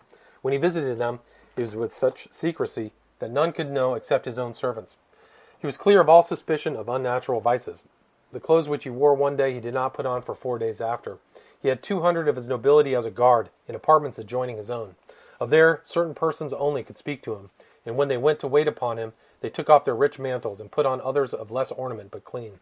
They entered his apartment barefooted, their eyes fixed on the ground, making 3 inclinations of the body as they approached him. In addressing the king, they said, "Lord, my lord, great lord." When they had finished, he dismissed them with a few words, and they retired, with their faces towards him, with their eyes fixed upon the ground. I also observed that when great men came a distance about business, they entered his palace barefooted and in a plain habit. And also they did not enter the gate directly, but took a circuit and headed towards it. His cooks had upwards of 30 different ways of dressing meats, and they had earthen vessels so contrived as to keep them always hot.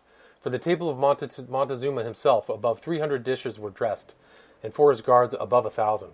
Before dinner, Montezuma would sometimes go out and inspect the preparations, and his officers would point out to him which were the best, and explain of what birds and flesh they were composed, and those of what he would eat. But this was more for amusement than anything else. It is said that at times the flesh of young children was dressed for him, but the ordinary meats were domestic fowls, pheasants, geese, partridges, quails, venison, Indian hogs, pigeons, hares, rabbits, with many other animals and birds peculiar to the country.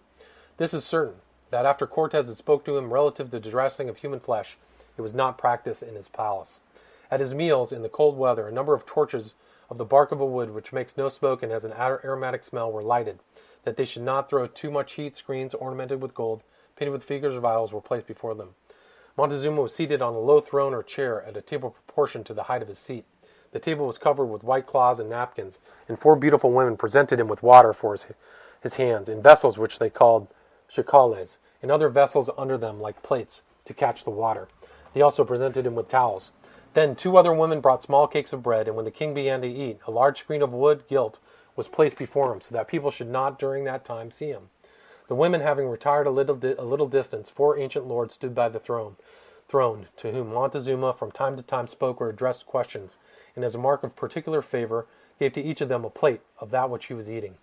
I was told that these old lords, who were his near relations, were also counselors and judges. The plates which Montezuma presented to them they received with the highest respect, eating what was in them without taking their eyes off the ground. He was served on earthenware of Cholula, red and black. While the king was at table, none of his guards or in the vicinity of his apartment dared for their lives make any noise.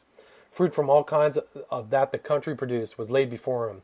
He ate very little, but from time to time a liquor prepared from cocoa and of a stimulative or corroborative quality, as we were told, was presented to him in golden cups. We could not at that time see if he drank it or not, but I observed a number of jars above 50 brought in, filled with foaming chocolate, which he took some, which the women presented to him. At different intervals during the time of dinner there entered certain Indians, humpbacked, very deformed, and ugly, who played tricks of buffoonery, and others who said they were jesters. There was also a company of singers and dancers who afforded Montezuma much entertainment. To these he ordered the vases of chocolate be distributed. The 4 female attendants then took away the cloths, and again with much respect presented him with water to wash his hands, during which time Montezuma conversed with the 4 old noblemen formerly mentioned, after which they took their leave with many ceremonies. One thing I forgot, and no wonder to mention in its place, is that during the time Montezuma sat at dinner, two very beautiful women were busily employed making small cakes with eggs and other things mixed therein. These were delicately white, and when they were presented to him on plates covered with napkins. Also another kind of bread was brought to him in long loaves, and plates of cakes resembling wafers. After he had dined, he presented with him 3 little canes highly ornamented, containing liquid amber, mixed with an herb they called tobacco.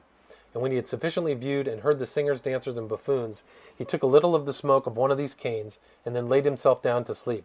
And thus his principal meal concluded. After this was over, all of his guards and domestics sat down to dinner. As near as I could judge, above 1,000 plates of those eatables I have mentioned were laid before them, with vessels foaming of chocolate, of fruit in immense quality.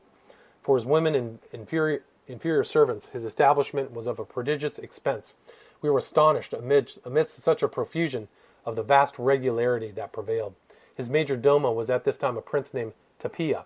He kept the accounts of Montezuma's rents in books which accompanied an entire house. Montezuma had 2 buildings filled with every kind of arms, richly ornamented with gold and jewels, such as shields large and small, clubs like 2-handed swords, and lances much larger than ours, with blades 6 feet in length, so strong that if they fix upon a shield they do not break, and sharp enough to use as razors.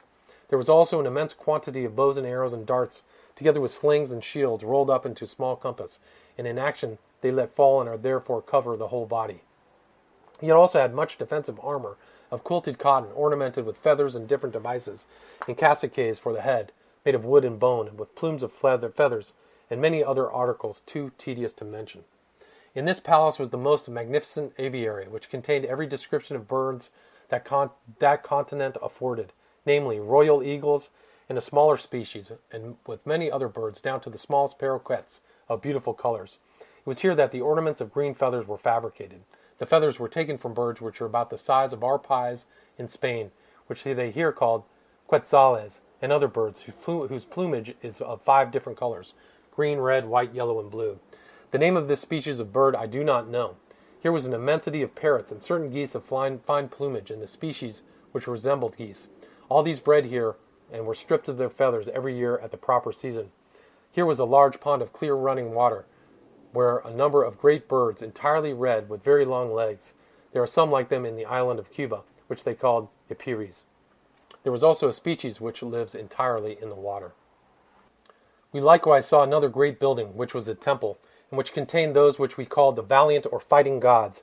And here were many kinds of furious beasts, tigers, lions of 2 species, one of which resembles a wolf, called here a div, also foxes and other smaller animals, but all carnivorous. Most of these were bred in the palace, being fed with game, fowls, dogs, as I have heard the bodies of Indians who were sacrificed, the manner of which I have been informed this is. They open the body of the victim while living, with large knives of stone, and they take out his heart and blood, which they offer to their gods. Then they cut off the limbs and the head, upon which they feast, giving the body to be devoured by the wild beasts, and the skulls they hang up in their temples.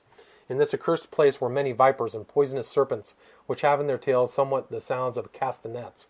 These are the most dangerous of all, and were kept in vessels filled with feathers, where they reared their young, and were fed with the flesh of human beings and dogs.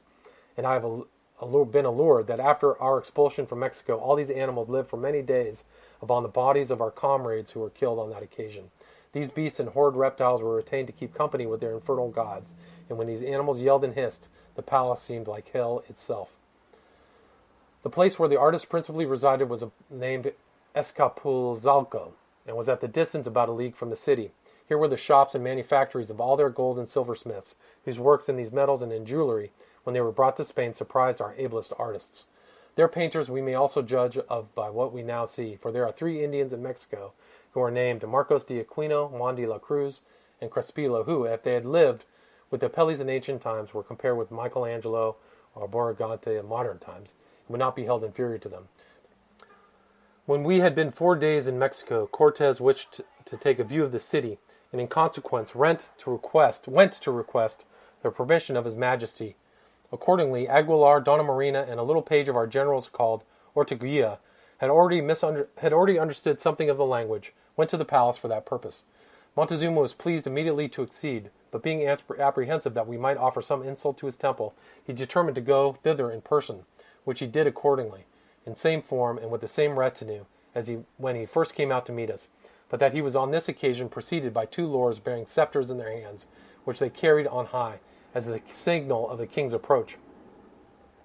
Montezuma in his litter, with a small rod in his hand, one half of which was gold, the other half wood, which he bore elevated like a rod of justice, for such it was, approached the temple, and there quitted his litter and mounted the steps, attended by a number of priests, offering incense with many ceremonies to his war gods. Cortez, at the head of his cavalry and the principal part of our soldiers under arms, marched to the grand square, attended by many noblemen of the court. When we arrived there, we were astonished at the crowds of people and the regularity which prevailed, as well as the vast quantities of merchandise which those who attended us were assiduous in pointing out. Each kind had its particular place, which was distinguished by a sign. The articles consisted of gold, silver, jewels, feathers, mantles, chocolate, skins dressed and undressed, sandals, and other manufactures of the roots and fibers of neckwen, and great numbers of male and female slaves, some of which were fastened by the neck in collars to long poles. The meat market was stocked with fowl, game, and dogs. Vegetables, fruits, articles of food, ready dressed, salt, bread, honey, and sweet pastry, and made in various ways, were also sold there. Other places in the square were appointed to the sake of earthenware, where wooden household furniture stuck tables, benches, firewood paper, sweet canes filled with tobacco, mixed with liquid amber, copper axes and working tools, and wooden vessels highly painted. Numbers of women sold fish and little loaves made of a certain mud which they find in the lake, which resembles cheese. The makers of stone blades were busily employed shaping them out of rough material, and the merchants who dealt in gold had the metal in grains as it came from the mines, in transparent tubes so that they could be reckoned, and the gold was valued at many mantles, or so many ziquapils of cocoa, according to the size of the quills. The entire square was enclosed in piazzas, under which great quantities of grain were stored, and were also shops of various kinds of goods. I must apologize for adding that boatloads of human waste were on the borders of the adjoining canals for the purpose of tanning leather, which they said could not be done without it. Some may laugh at this, but I assert the fact as I've stated, and moreover, upon all the public roads, places for passengers to resort to were built of canes thatched with straw or grass, in order to collect this material. From the square we proceeded to the great temple, but before we entered it we made a circuit through a number of large courts, the smallest of which appeared to me to contain more ground than the great square in Salamanca, with double enclosures built of lime and stone, and the courts paved with a large white cut stone, very clean, or where not paved, they were plastered and polished. When we approached the gate of the great temple, to the flat summit of which the ascent was by 114 steps, and before we had mounted one of them, Montezuma sent down to us 6 priests and 2 of his noblemen to carry Cortez up, as they had done their sovereign, which he politely declined. When we ascended to the summit of the temple, we observed on the platform as we passed the large stones upon which were placed the victims who were to be sacrificed. Here was a great figure which resembled a dragon, and much blood, fresh spilt.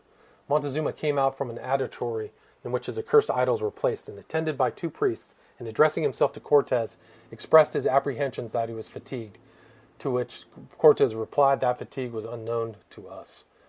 Montezuma then took him by the hand and pointed out to him the different parts of the city and its vicinity, all of which were commanded from that place. Here we had a clear prospect of the 3 causeways by which Mexico communicated with the land, and of the aqueduct of the Chapultepec, which was supplied the city with the finest water. We were struck by the numbers of canoes passing to and from the mainland, loaded with provisions and merchandise, and we could now perceive in this great city that all others of that neighborhood which were built on the water, the houses stood separate from each other, communicating only by small drawbridges and by boats, and they were built with terraced tops. We observed also the temples and adoratories of the adjacent cities, built in the form of towers and fortresses, and others on the causeway, all whitewashed and wonderfully brilliant. The noise and bustle of the marketplace below us could be heard almost a league off, and those who had been at Rome and Constantinople said that for convenience, regularity, and population they had never seen the like. Cortez, then addressing himself to Montezuma, requested that he would do him the favor to show us his gods. Montezuma, having first consulted his priests, led us into a tower where there was a kind of a saloon.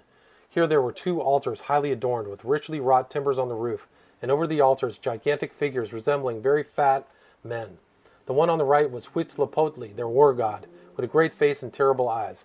This figure was entirely covered with golden jewels, and his body bound with golden serpents. In his right hand he held a bow, in his left a bundle of arrows.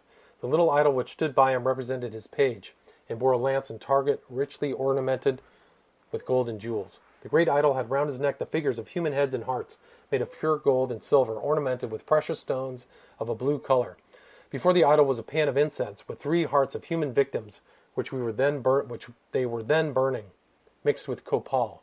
The whole of that apartment, both the walls and the floor, was stained with human blood in such quantity as to give a very offensive smell. On the left was another great figure, with a countenance like a bear, and great shining eyes, of the polished substance whereof their mirrors are made. The body of this idol was also covered with jewels. These 2 deities, it was said, were brothers. The name of this last was Tetzcatlipoca, and he was the god of the infernal regions. He presided, according to their notions, over the souls of men. His body was covered with figures representing little devils with tails of serpents, and the walls and pavement of this temple were so besmeared with blood that they stunk worse than all the slaughterhouses of Castile. An offering lay before him of 5 human hearts. In the summit of the temple, in a recess the timber of which was the most highly ornamented, we saw a figure half human and half resembling an alligator, inlaid with jewels and partially covered with a mantle. This idol was said to contain the germ, the origin of all created things, and was the god of the harvest and fruits. The walls and altars were bestained like the rest, and so offensive that we thought we could never get out soon enough.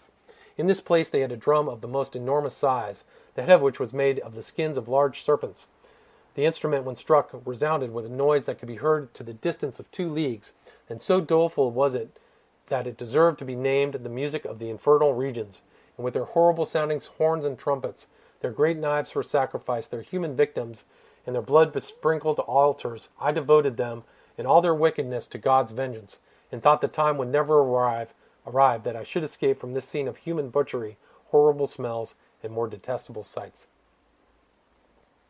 Cortes, half in jest, addressing himself to Montezuma, expressed his wonder so wise a prince could worship so absurd and wicked powers, and proposed to him to place on the summit of that tower a cross, and in those adoratories the image of the Holy Virgin, and he assured him that he would then be soon convinced of the vanity and deception of his idols.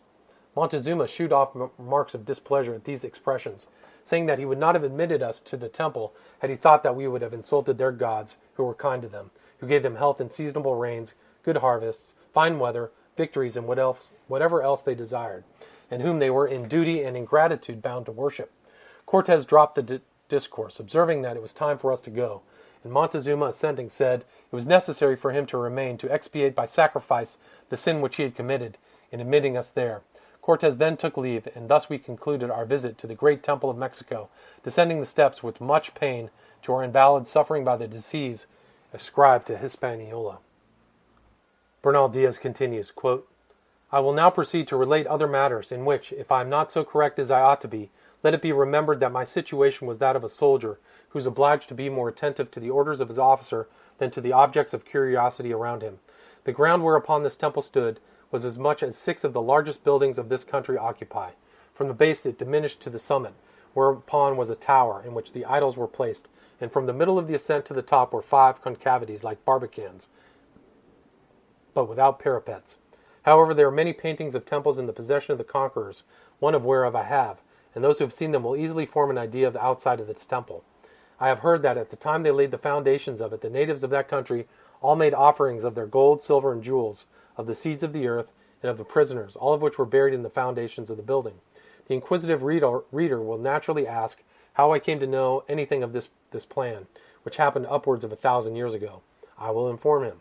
When we got possession of this great city, and that it was to be built upon a new plan, it was determined to place the church of St. Iago on the ground where this temple stood, and in sinking the foundations we found great quantities of gold, silver, and other valuables, and a Mexican who obtained part of the same ground discovered more treasure, about which there was a lawsuit in support of His Majesty's right, the result of which I am ignorant of. The account was also confirmed by Guatemotzin, who was then alive, and who said that the transaction was recorded in their ancient historical paintings. The church which now stands here is called St. Iago y Tlatuelco. This temple, I have before observed, was surrounded by courts as large as the square of Salamanca, inside of a double enclosure of lime and stone. At a little distance from it stood a tower, a true hell or habitation for demons, with a mouth resembling that of an enormous monster, wide open and ready as it were to devour those who entered. At the door stood frightful idols, and by it was a place for sacrifice, and within boilers and pots full of water to dress the flesh of the victims, which was eaten by the priests. The idols were like serpents and devils, and before them were tables and knives for sacrifice, the place being covered with the blood which was spilt on those occasions. The furniture was like that of a butcher stall, and I never give this accursed building any name except that of hell. Having passed this, we saw great piles of wood and a reservoir of water supplied by a pipe from the great aqueduct. And crossing a court, we came to another temple, wherein were the tombs of Mexican nobility. It was begrimed with soot and blood. Next to this was another full of skeletons and piles of bones, each kept apart, but regularly arranged. In each temple were idols, and in each had its also particular priests, who wore long vestments of black, somewhat between the dress of the Dominicans and our canons. Their long hair was clotted together, and their ears lacerated in honor of their gods. At a certain distance from the buildings of which I had last spoken were others, the idols of which were, as they lay, the advocates or superintendent deities of human marriages, and all round the great court were many houses, which were not very lofty, and wherein resided the priests, and others who had charge of the idols. Here was also a great reservoir of water, supplied with pipes exclusively for the service of the two idols, Huitzilopotli and Tacataputa, and hard by a large building were a number of young Mexican women who resided there as in a nunnery until they were married. They worshipped two female deities who presided over marriages, and to them they offered sacrifices in order to obtain good husbands. I have been thus diffuse in my description of the great temple, because it was the most considerable in that city, amongst the many sumptuous buildings of that kind which it contained. The temple of Cholula, however, was higher than this, having 120 steps. It was also held in great veneration and was built upon a plan different from that of Mexico. The temple at Tezuquoco was very large, having 117 steps. All of these were different structures, but agreed in having a number of outer courts and a double enclosure.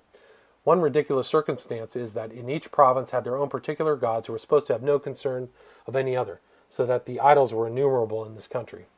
Having fatigued ourselves with the examination of these scenes, so new to us, we retired to our quarters. Cortez, perceiving how adverse the king was to the conversion of his temple into a Christian church, applied to one of the principal officers of his palace for materials to construct a chapel and altar within our quarters. His desire being made known to Montezuma, it was instantly complied with, and timber and workmen being provided, in 3 days we had it completed. Here we said Mass every day.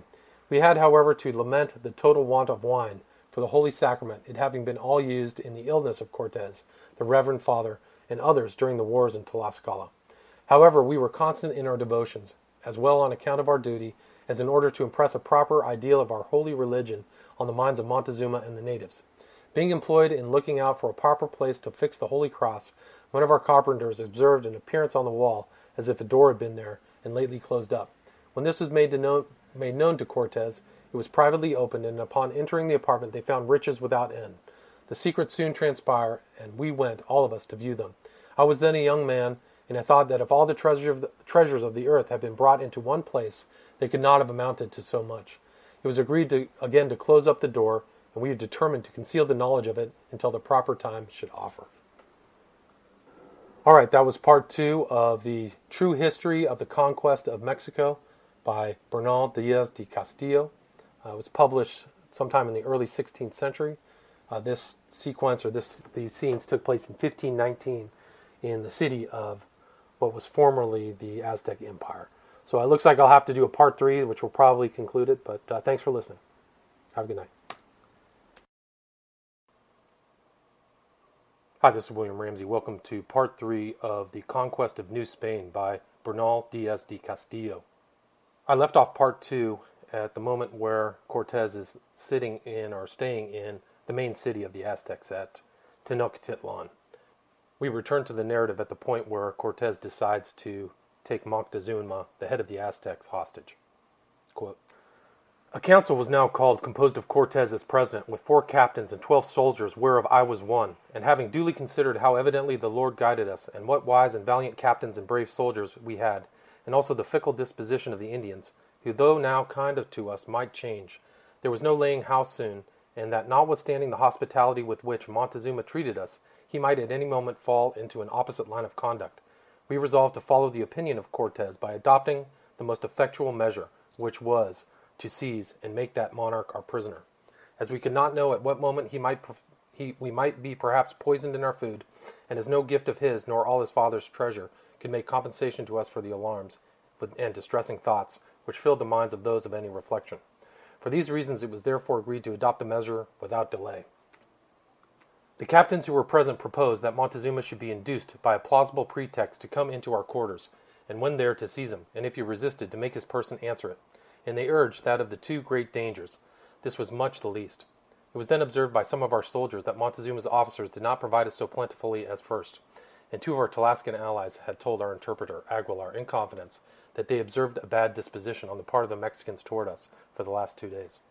This debate lasted a full hour. At length it was agreed to adjourn until the next day, and in the meantime we insulted our Reverend Father of the Order of Mercy, praying to God to guide us in this difficulty. On the day after this debate arrived 2 Indians of Tlascala very secretly, with letters from Villamica, whereby we were informed that Juan de Escalante had fallen, together with 6 soldiers, in the battle with the Mexicans, and that the inhabitants of the mountains and of Sempoal were in commotion, and refused to supply provisions or to work, so that the garrison knew not what to do. These letters added that the opinion of the Indians were much altered since they found that the Spaniards could be killed like other men. God knows this intelligence afflicted us. It was the first defeat that we had experienced since we landed on that continent, and here let the reflecting reader ponder upon the changes which fate makes in the affairs of men. We who yesterday were honored by Montezuma in possession of wealth and considered invulnerable like demigods, today found ourselves lowered in the consideration of the natives to a level with them in whose power we were. We now therefore saw in a stronger point of view than ever how necessary it was for our very existence to seize Montezuma, and that if we failed, we might as well perish in the attempt as meet our certain fate in any other way. But before I go farther, I will give an account of the misfortune which befell Juan de Escalante. I have already related that in a town named Quiabuistlan, about 30 chiefs of the neighboring districts had voluntarily come under our own government. A Mexican garrison, it appears, attempted to levy contributions upon some of these people. When this was represented to Escalante, the commandant in Villa Rica, he sent word to the officers of Montezuma to desist, threatening them in case they did not, but at the same time expressing his wishes to be on friendly terms with them. To this an abrupt reply was returned, that he should find them in the field. Escalante was a man who had blood in his eye, and on receiving the answer he immediately prepared 40 of his own people and 2,000 of his allies, and put himself in a march against the Mexicans, whom he met out upon a pillaging expedition and attacked. Our allies, who were always afraid of the Mexicans, fled at the first shower of arrows, and left the poor Spaniards to get out of the business as well as they could. With great difficulty they arrived in Almeria, where Escalante and 6 soldiers soon died of their wounds. One soldier they took alive. His name was Arguello, a native of Leon. This man had a large head and a thick curled beard, and was great bodily strength. Such is the truth of the affair at Almeria, which is entirely different from the account of the historian Gomara, where he lays that Pedro de Ircio went to colonize Panuco with a party of soldiers at a time when we had not a sufficiency of men to keep up our guards. In many things which that historian relates concerning the seizure of Montezuma, he ought to have recollected that eyewitnesses to that transaction were yet alive to contradict him. The Mexican captains reported the affair to Montezuma and presented him with the head of the Spanish soldier who died of his wounds as they were bringing him prisoner. It is said that Montezuma trembled when he beheld it and ordered it to be sent elsewhere. He asked his captains why, being so numerous, they had not conquered such a handful of men. They replied that the reason was because they beheld a supernatural being who encouraged the Spaniards and struck terror into their people, and this Montezuma believed could be no other than the Holy Virgin Mary, with her son in her arms, as we had explained to him that she was our patroness. This I cannot testify to, not having been there myself, but some of those who were there assured me the truth of it, which was the universal belief amongst us. Would to God that it were so. Certain, however, it is that the divine mercy which was with us throughout, for which praised be God. It having been decided that we should seize the person of the king, we passed the whole of the preceding night in praying to our Lord, that he would be pleased to guide us, so that we were about to do would redound to his holy service. And in the morning, 8 days after the arrival of the Spaniards in Mexico, we proceeded to arrange the manner in which our determination was to be carried into effect. Our cavalry and infantry were as usual in readiness to turn, but if called upon, and as it was always our custom to go fully armed, the appearance in that manner gave no suspicion. Cortes, having left our whole force in readiness, proceeded to the palace, attended by the captains Alvarado, Gonzalo de Sandoval, de Leon, de Lugo, de Avila, with the interpreters Donna Marina and Aguilar, sending before him to acquaint the king that he was on his way to pay him a visit. This he did in order to prevent any effect arising from an unexpected appearance. The king concluded that it was on account of the affair of Almeria that Cortes was enraged about that which in reality he did not care the value of a chestnut for, and sent word back to Cortes that he was welcome. Accordingly, our general, and we who attended him, having entered into the presence of Montezuma after paying him his respects, he addressed the king through his interpreter, saying he was astonished that a monarch who was so brave, who had shown himself so friendly to us, should have given orders to his troops in Tuzopan to attack the Spaniards, kill one of them and his horse, and pillage and destroy our allies. Cortes wished to conceal the death of Escalante and the 6 others. He then charged the king with the treacherous attempt against us in Cholula, which he said he had hitherto been deterred from speaking of, by motives of esteem and regard, but that now, in addition to those provocations, his officers were plotting our immediate destruction, and he concluded by saying that in order to prevent the ruin of the city, it was necessary that his majesty should, peaceably, and without making any opposition or remonstrance, immediately go with us to our quarters, where he should be treated with the greatest respect, but that if he said one word or gave at least alarm, the 5 captains then present would instantly put him to death. On hearing this, Montezuma was at first so terrified that he appeared to have lost all sensation. Having recovered himself a little, he denied his ever giving any order of his troops to attack our countrymen, and taking from his wrist the signet of Huitzilopochtli, with which he was used to confirm any order of great importance, he caused the officer of whom complaint had been made to be sent for.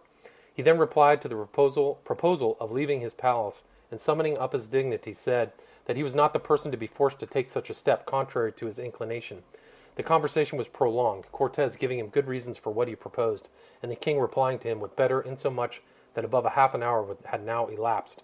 The captains who were standing by began at last to grow very impatient, and De Leon cried out to Cortes in his rough voice, "Why, sir, do you waste so many words? Let him yield himself to our prisoner, or we will this instant plunge our swords into his body.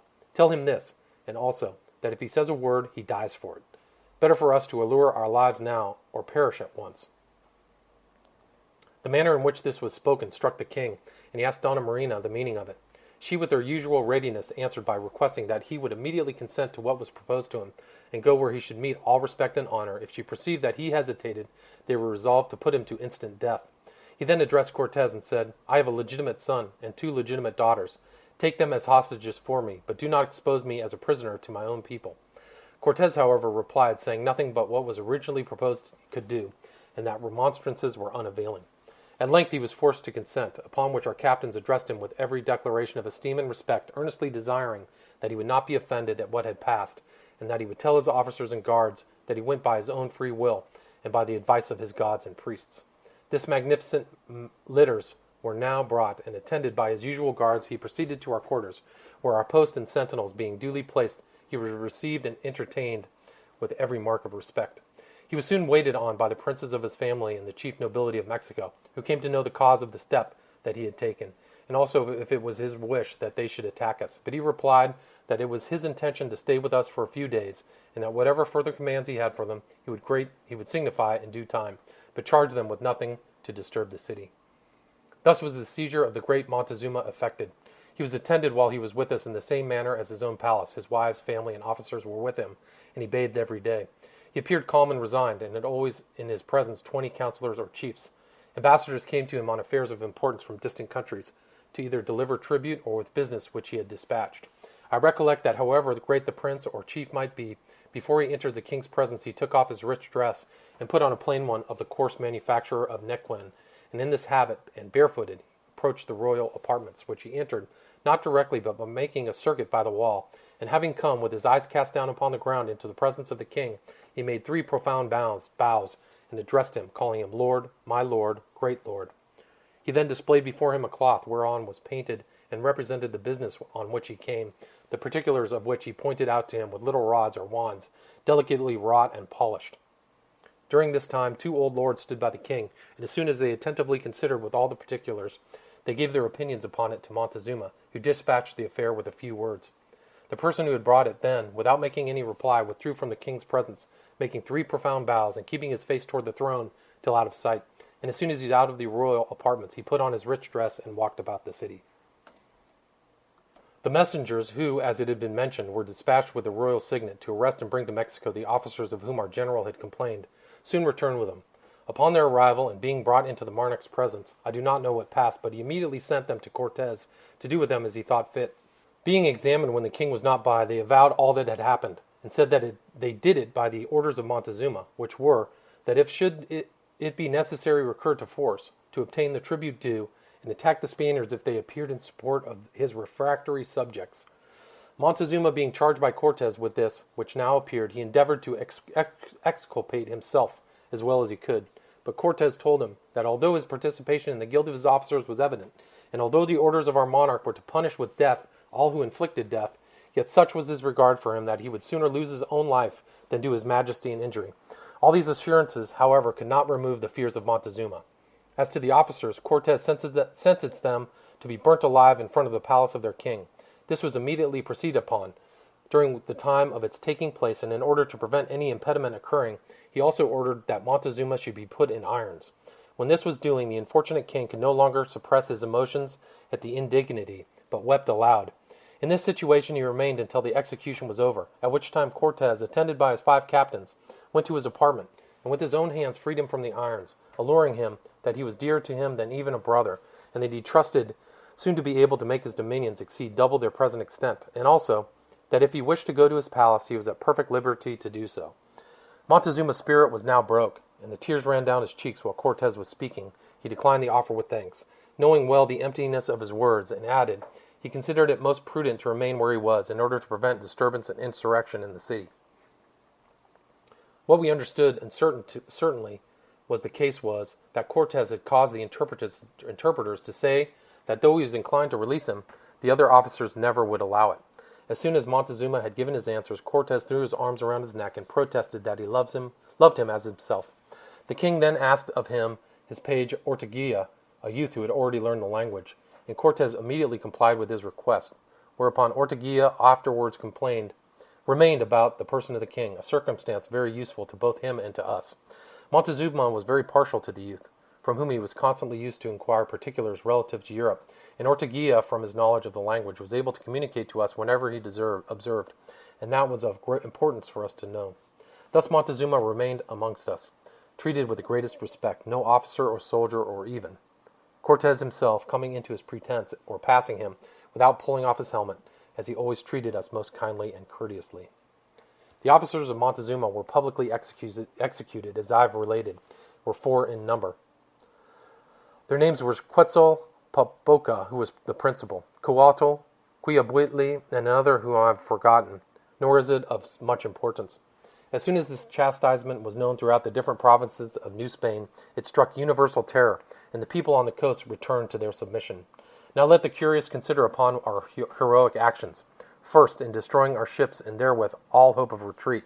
Secondly, in entering the capital of Mexico after the alarming warnings that we had received. Thirdly, in daring to make prisoner the great Montezuma, king of all that country, and putting the king in irons during the execution. Now that I am old, I frequently revolve and reflect upon the events of that day, which appear to me as fresh as if they had just paled. Such is the impression they have made upon my mind. I say that it was not we who did these things, but that all was guided by the hand of God, for which men on earth would otherwise have ventured, their numbers not amounting to 450, to have seized and put in irons a mighty monarch, and publicly burned his officers for obeying his orders, in a city larger than Venice, and at a distance of 1,500 leagues from their native country. There is much matter for reflection in this, and it merits to be detailed otherwise than in a dry manner in which I relate it. Cortes now thought it necessary to appoint a commandant at Villarica. For this purpose he chose Alonso de Grado, an indifferent soldier, but a person of good understanding who spoke well and was of a handsome appearance. He was also a musician and an excellent penman. He was always in opposition to Cortes relative to our advance to Mexico, and was the principal orator on those occasions. Cortes, when he gave him the appointment, good-humoredly said to him, "Now, Senor de Grado, go and possess your wishes. You are commandant of Villarica, and see that you fortify it well. And mind, I charge you on no account to go out and fight the wicked Indians, nor let them kill you as they did Juan de Escalante." This Cortes said ironically, knowing the condition of the man, and that all the world could not have got to him to put his nose out of the town. We who were listening to this and perceived his drift could hardly forbear laughing aloud. He then gave him his instructions to behave kindly to his Indian neighbors, and not permit them to be robbed or oppressed. He also desired to cause the smiths who were in that settlement to make 2 large chains out of the old iron of the ships, and send them to him immediately, and lose no time in proceeding with the construction of the wooden fort. When de Grado arrived at his government, he affected to carry on business with a lofty demeanor, and sent to the neighboring Indians who were at peace with us, requiring them to give him gold and female slaves, paying no attention whatever to the fortifications, but passing his time in feasting and play.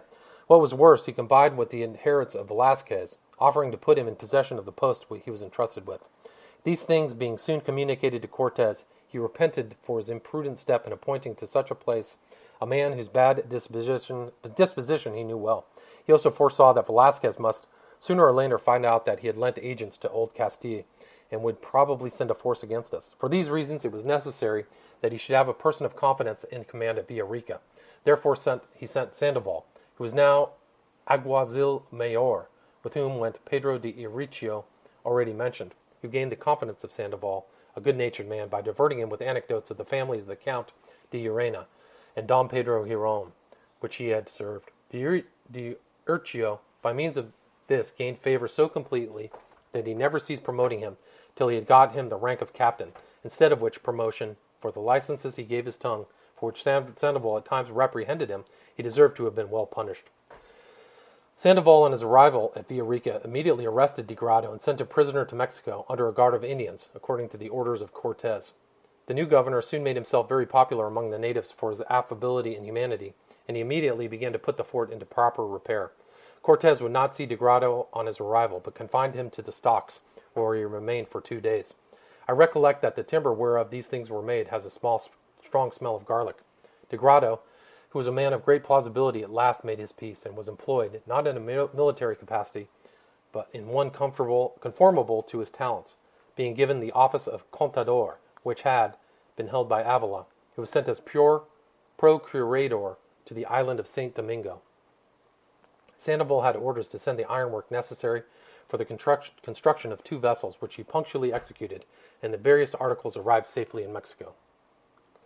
Cortes, regularly every day after Mass, went to wait on Montezuma, attended by all his officers, and asked him what he would be pleased to order that they could execute, to which the king used to answer, thanking him. He found himself perfectly to his satisfaction. Thus, from one subject to another, they usually fell into discourse about our holy faith and the power of our emperor. At other times, Montezuma and Cortes used to play a certain game which they called totoloque, in which they take aim with golden balls at certain objects also made of gold. I remember once in particular when Cortes and Alvarado were playing against Montezuma and his nephew. Montezuma jocularly said that he would not allow Tony Atio, meaning Alvarado, so called on his account of his handsome person, that word meaning the sun, to mark, expressing himself in such a manner as to imply that Alvarado did not say which was true, at which we all burst out laughing, because Alvarado was a little addicted to exaggeration.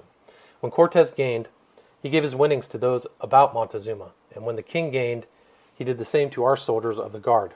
Indeed, he never let a day pass without making presents of some kind to all of us, but more particularly to Velasquez de Leon, who was the captain of his guard, and always paid him great attention. One night a soldier named Trujillo was guilty of a certain piece of disrespect within his hearing, at which Montezuma was highly offended, and inquired of the page who the person was. The page told him that he was a man of low birth who knew no better. He then proceeded to tell him of our different ranks and qualities, about which he was very curious. On the next day, he ordered Trujillo to be brought into his presence, and after having reproved him, he made him a present worth about 5 crowns. The words of Montezuma made less impression on the soldier than his gold, and on the next night the fellow was guilty of the same piece of impoliteness in order to get more.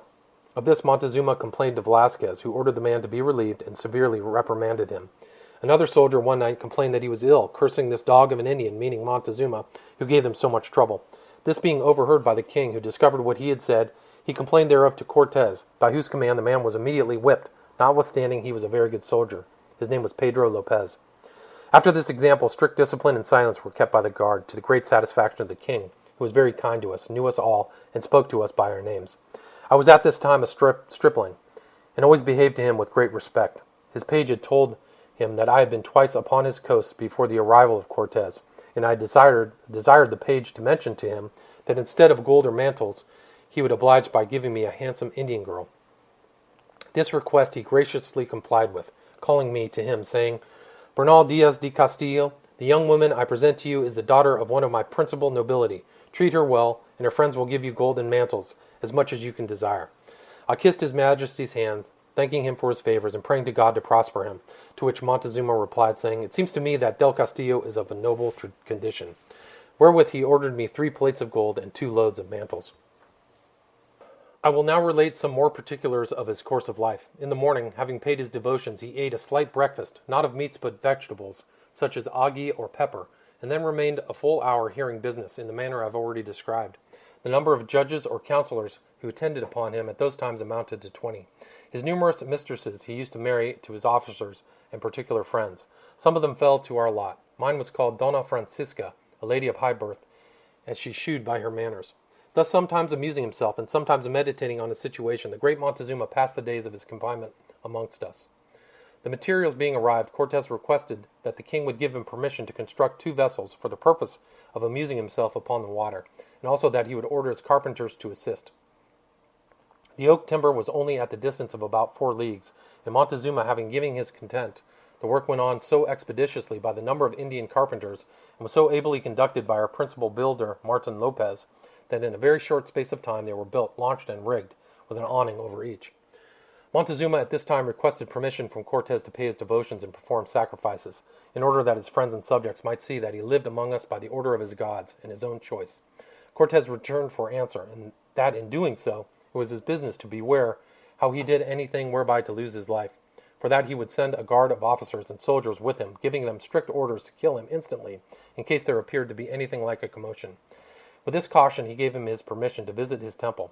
It was also at the same time signified to him that no human sacrifice would be permitted, to which Montezuma having agreed, he set out in his usual pomp, and accompanied by 4 of our captains, Velasquez de Leon, Alvarado, Avila, and de Lugo, with 150 soldiers. Our Reverend Father in the Order of Mercy also attended for the purpose of preventing human sacrifice. Montezuma, on his arrival to the temple, came out of his litter and was supported up to it as usual, being met by a number of priests. They had on the preceding night sacrificed 4 Indians, nor could all our endeavors prevent that inhuman practice, which we were for the present obliged to connive at, seeking to do anything which would cause an insurrection. After Montezuma had stayed a short time at his devotions, he came down from the temple and returned to our quarters in great good humor, making presents to all of us who attended him upon the occasion.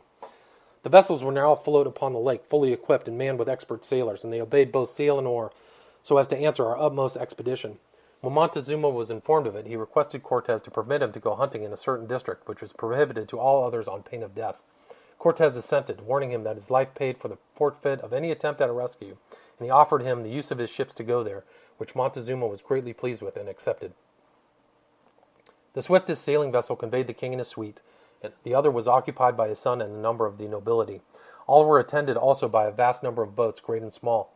Cortes ordered out a party composed of Velasquez de Leon, Alvarado, de Oli, and Avila, all men who had blood in their eyes, and 200 soldiers, giving them orders to be very watchful over Montezuma. 4 brass guns with their ammunition and artillerymen were also embarked. A wind blew very fresh. Our sailors took delight in exhibiting their skill, and the ship seemed to fly across the lake, leaving the vessels of the natives far behind. Montezuma, being arrived where he was to hunt, landed for that purpose, and the place abounded with game. He had soon killed a great quantity of various kinds, such as deer, hares, and rabbits. After having amused himself for some time in this manner, he returned on board the vessel and set sail for Mexico. We discharged our artillery during the voyage, which afforded him amusement and satisfaction, and he delighted us all by his affable and friendly behavior. Nor is it possible to describe how noble he was in everything he did, nor the respect in which he was held by everyone about him. One day 3 of our captains were in his presence, and when a hawk entered the apartments pursuing a quail, which kind of birds as well as doves bred in and about the palaces. As our officers and soldiers were admiring the beauty and flight of the hawk and talking upon the subject in general, Montezuma was curious to know what we were saying, which being explained to him, and also how we could tame hawks and fly them in our hands, Montezuma said that he would order the bird to be caught for us, and giving immediate directions for that purpose, by the next morning his hunters had caught and brought us the identical bird. Cacamatzin, the king's nephew, and the prince of the city of Tezcuco, the largest next to Mexico in the empire, having received information that the king had been now kept many days prisoner by the Spaniards, and that they had opened the treasury of his ancestors in order to secure it by a timely effort, convoked his vassals and also the neighboring princes. Amongst them was the lord of Matalchingo, a great warrior, and near relation of Montezuma, who was said to have pretension to the throne. These princes and chiefs he summoned in order to induce them to assemble their forces and fall upon us in a body. When they were met in consultation upon this proposition, the prince whom I before mentioned to have had pretensions to the throne made the support of them the condition of his entering into the confederacy. Cacamatzin then brought forward a similar claim, declaring that he would go through the business with his own force, for which purpose he made arrangements with his friends in the city of Mexico. This coming to the knowledge of Montezuma, he immediately forbid any such steps being taken, and communicated to Cortes the information which he had received. The transaction was already in a certain degree known to us, but not to the full extent. Cortes, in consequence thereof, proposed to take with him a body of Mexicans to attack and destroy the city of Tezcuco, but this determination not being satisfactory to Montezuma, Cortes sent to Cacamatzin, desiring him to desist from his warlike preparations, as he wished for him as his friend. Cacamatzin replied that he was not to be duped like any others by plausible words, that he expelled soon to see us, that we might say to him that which we would. Cortes once again lent to Cacamatzin warning not to proceed to hostilities, the consequence of which would be the loss of the king's life, to which his chief returned for answer that neither the king nor Cortes were of any consequence to him, for that he was determined to persevere in his intentions. He had at this time a brother in Mexico, who had been obliged to fly thither on account of a family quarrel. This being known to us, our general proposed to Montezuma to call the reigning prince to his court, where we could seize on and detain him until he became more amenable, or if we thought proper, elevate the brother now in Mexico to his place. Montezuma agreed to send for him, adding that if he refused to come, he would give directions for having him brought by force. For this Cortes returned him thanks with many professions of sincere regard, alluring him that he rade by him entirely for his protection, and that for his part he should be happy to accompany him to his palace, and that he could not get his captains to consent to it. The king thanked him, and said that he would immediately send to inform Cacamatzin of his true situation, and how it was adopted by his own free will, and by the advice of his gods. For Montezuma was perfectly well acquainted with dissimulation practiced by Cortes, and that it was only done in order to sound him.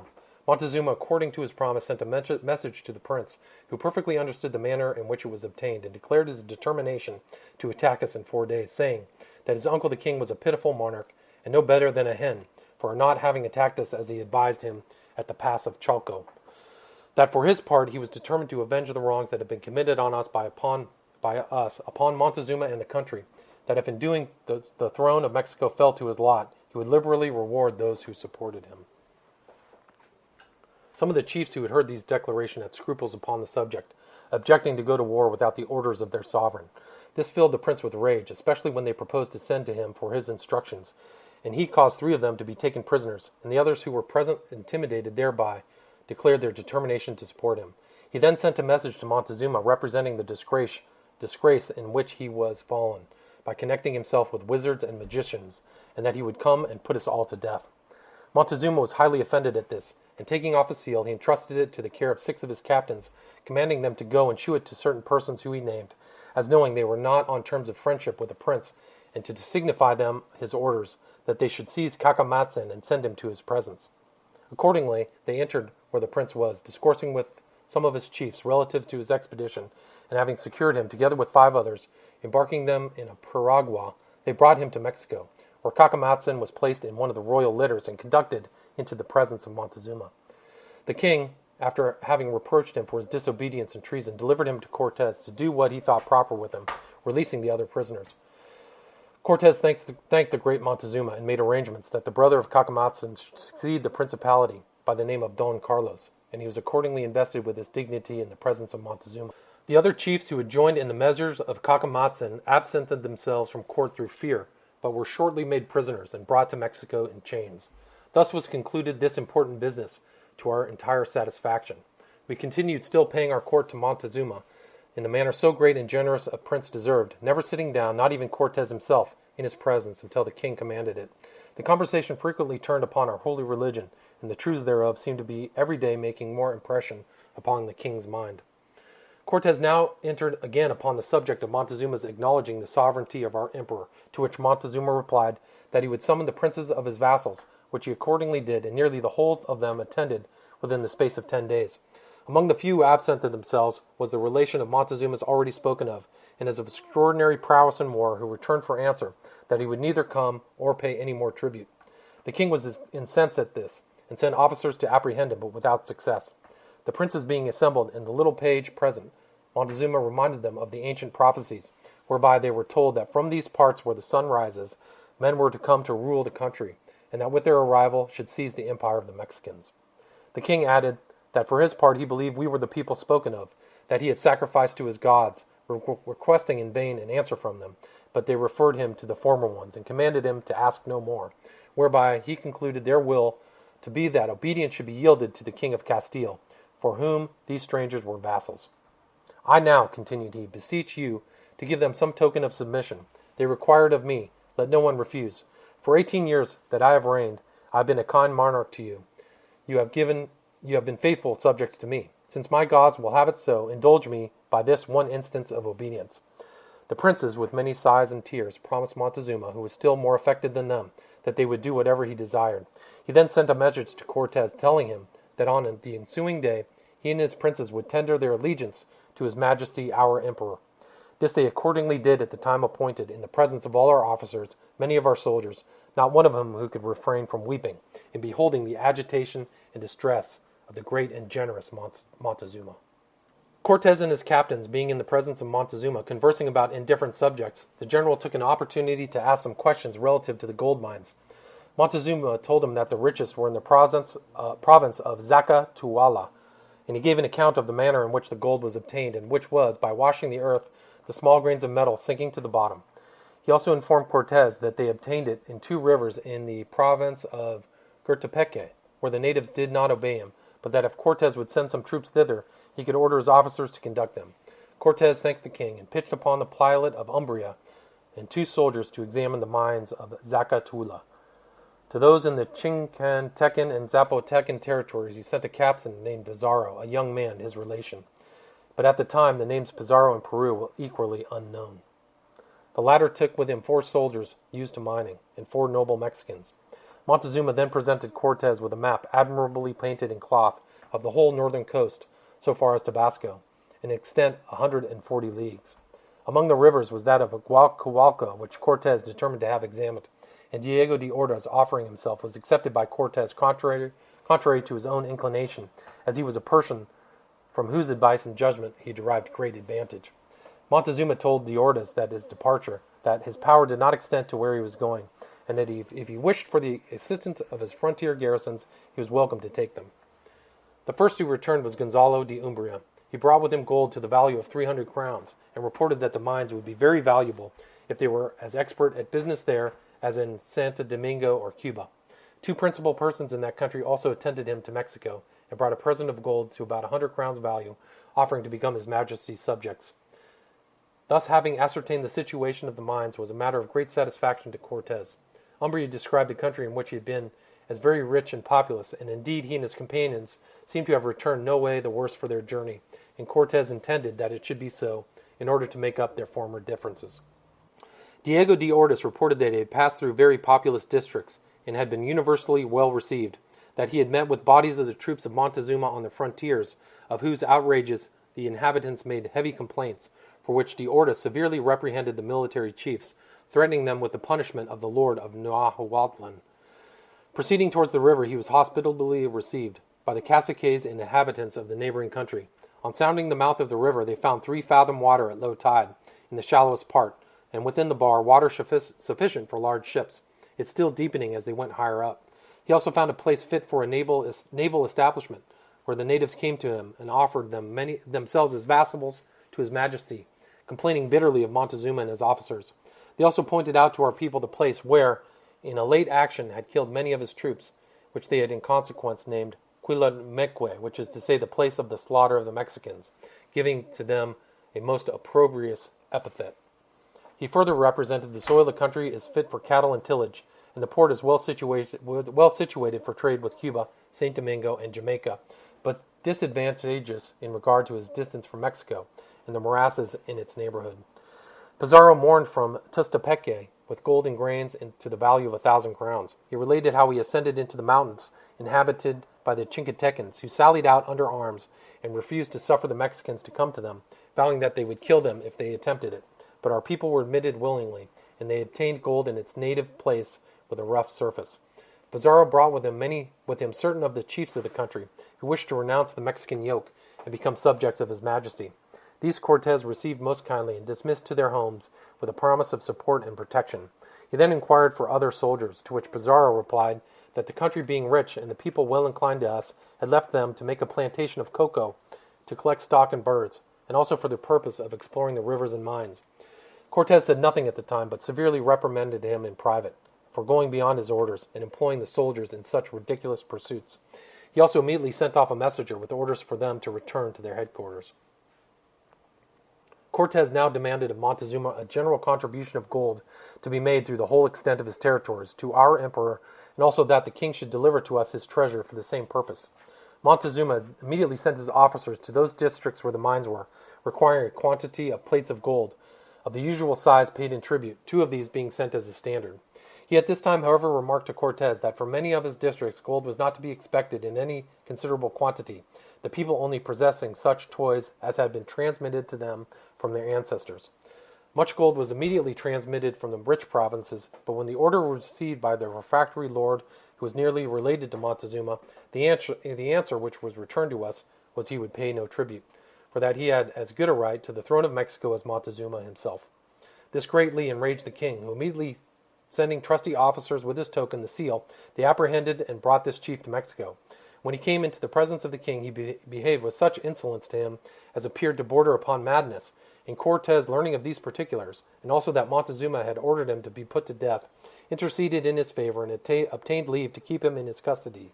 As soon as he had an interview, he addressed this chief very kindly and endeavored to make a friend of him, offering him his liberty, which, however, Montezuma would not accede to, but destined he should be put in chains as others had been. In 20 days from the time of the orders being issued, the tribute was collected. The king then summoned Cortez with the captains and soldiers who usually formed his guard and addressed us, saying, "Know that I am indebted to your great king and esteem him, and for having sent an embassy to me from such a distance, and also because I am convinced that according to what we have heard from our ancestors, he is to rule us, a prophecy which is confirmed by the declarations of our gods. Take this gold, which is all that could be collected in so short a notice, and also the treasure which I derive from my ancestors, and for which I know you have seen. Send it to your monarch, and let it be recorded that in your annals that this was the tribute of his vassal Montezuma. I will give you, for your emperor, some most valuable jewels named calchiquiles, each of which is worth 2 loads of gold. I will also send 3 tubes used for shooting darts or pellets, so richly adorned with jewels that he will be pleased to see them. For this which I now give is the last of the treasure which has remained with me." We all took off our helmets and returned thanks to the great Montezuma for his liberality and munificence, which Cortez promised he would represent in the strongest terms to his majesty. After some more conversation, Montezuma commanded his officers to deliver us the treasure which was in the concealed apartment. This was accordingly done, and we were for the space of 3 days constantly employed in taking it to pieces from the various manners in which it was worked up. In this we were assisted by the royal goldsmiths from Escapuzalco. When thus separated, the articles of gold were formed in 3 heaps, weighing upwards of 600,000 crowns, exclusive of the various other valuables, the golden plates and bars, and the metal in its rough state from the mines. The goldsmiths melted down the metal which was in the heaps, and ran it into bars of the breadth of 3 fingers. When this was done, another present was received from Montezuma, so rich it was worthy of admiration, exclusive of the jewels called calchiquiles, the ornamented tubes covered with jewels, and the pearls, and beautiful embroideries of pearls and feathers, and the panaches, or plumage, a recital whereof would be endless. The bars of gold were stamped with the imperial arms by the approbation of us all, and as to the rich ornaments, it was judged that they should not be taken to pieces. We also caused weights to be made of iron for the purpose of ascertaining the quality of the gold in the bars. They were not perfectly exact, but perhaps an ounce or more less, being arrobas, half arrobas, and down to 4 ounces.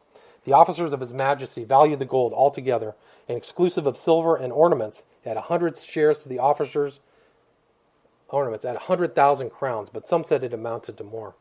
Nothing farther than thought necessary than to deduct His Majesty's fifth, and distribute the shares to officers and soldiers. Cortez, however, proposed that the divisions should be postponed until more treasure was brought in, with more exact weights made. But the soldiers were clamorous for an immediate division, and they perceived that since the various articles had been taken to pieces, above a 1/3 part was already gone, for Cortez, the captains, and others were conveying it off and concealing it. At length it was determined to weigh it, and to postpone the division until the ensuing day. It was accordingly so done, and exclusive of the ornaments and plates of gold, it was found to amount to upwards of 600,000 crowns. I will now relate how it was divided, and how most of it remained with Cortez and certain others. In the partition of the treasure, Cortez first laid aside His Majesty's fifth, secondly for himself another fifth, thirdly a portion of the gold to reimburse the expenses in the island of Cuba, and also for the naval expenditure incurred by Velasquez in the destruction of the ships, fourthly for the expenses of our agents in Spain, fifthly for our soldiers in Villarica, sixthly for the loss of killed horses, seventhly for the Reverend Father and the captains, eighthly double shares for the cavalry, musketeers, and crossbowmen. Thus by the time all these drafts were made, what remained for each soldier was hardly worth stooping for.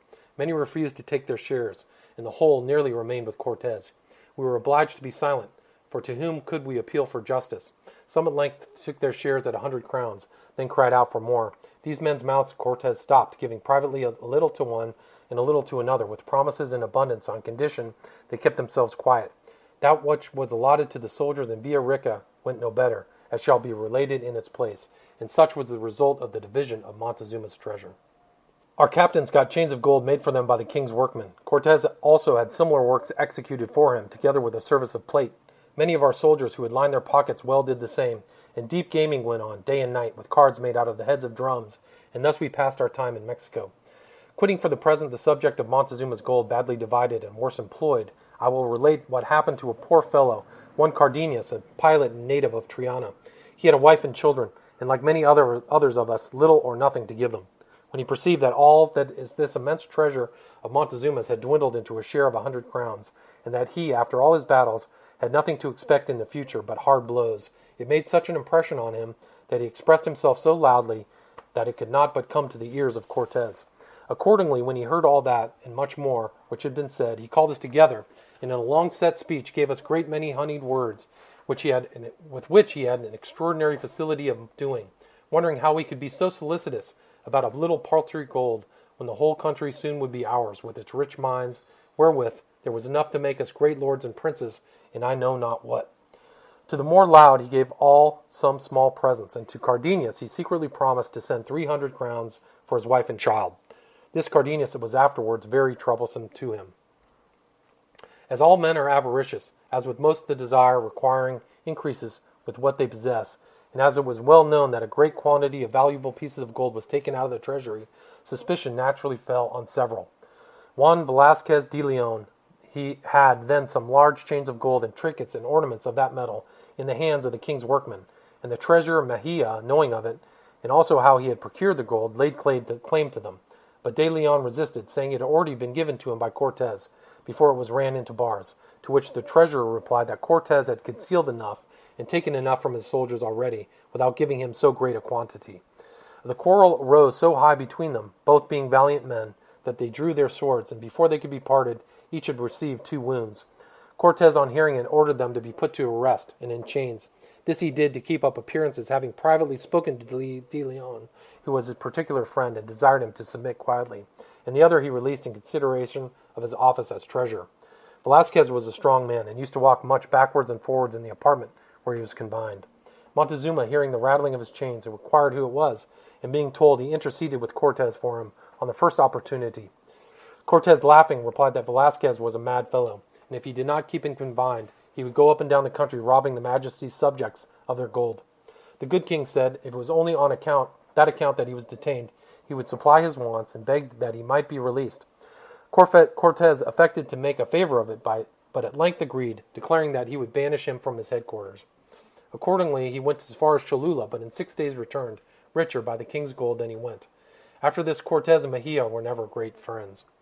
The king at this time made a proposal of marriage to Cortez, offering him one of the princesses, his daughters. This offer Cortez received as it merited, and suggested the propriety of her being previously initiated into the mysteries of our holy religion by being baptized, to which the king, who was on all occasions compliant, immediately assented.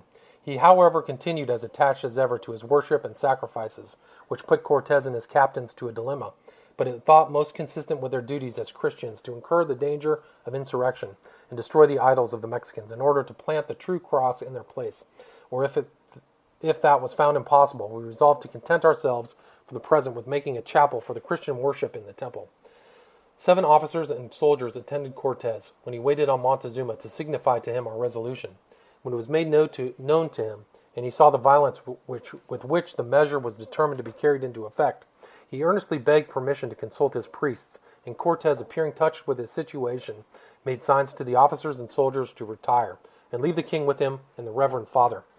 He then told him that in order to accommodate the matter more to his satisfaction, he would endeavor to prevail with his officers for the present to offer no violence to the idols, provided a great part of the temple was appropriated for the purpose of a chapel, and an altar and crucifix allowed to be placed there, which being done once, his majesty would in short time be convinced of the errors and falsehood of his worship. To this Montezuma, with much agitation and the appearance of deep sorrow, heavily consented, and in consequence, an altar and crucifix being erected, Mass was solemnly said, and a person was appointed to take care of the chapel. The time of our stay in the city was one series of alarms, sufficient in themselves to have destroyed the lives of those who were not supported by the divine interposition. It appeared that in consequence of our late measure and the representations of the priests acting upon the prejudices of the people, our dangers were now thickening on us. Their gods threatened to leave them unless we were put to death for having violated their temple, and it was the determination to obey their will. This resolution was communicated to Montezuma by his priests and all his chief warriors, who, added to their religious subject to compliant, every other which they could collect relative to our conduct, find we arrived in Mexico. The page Ortegea also at this time came forward to inform Cortez of some alarming circumstances, such as a number of secret conferences which he had observed between Montezuma and his nobility and chiefs, the angry and melancholy countenance of the king, and other circumstances highly important and interesting to us. Cortez immediately on hearing this, taking with him 5 of his captains and his interpreters, waited on Montezuma. The king seemed much distressed and informed him that he was grieved to have lately learned that it was the determination of his gods that we should all be put to death or expelled from Mexico.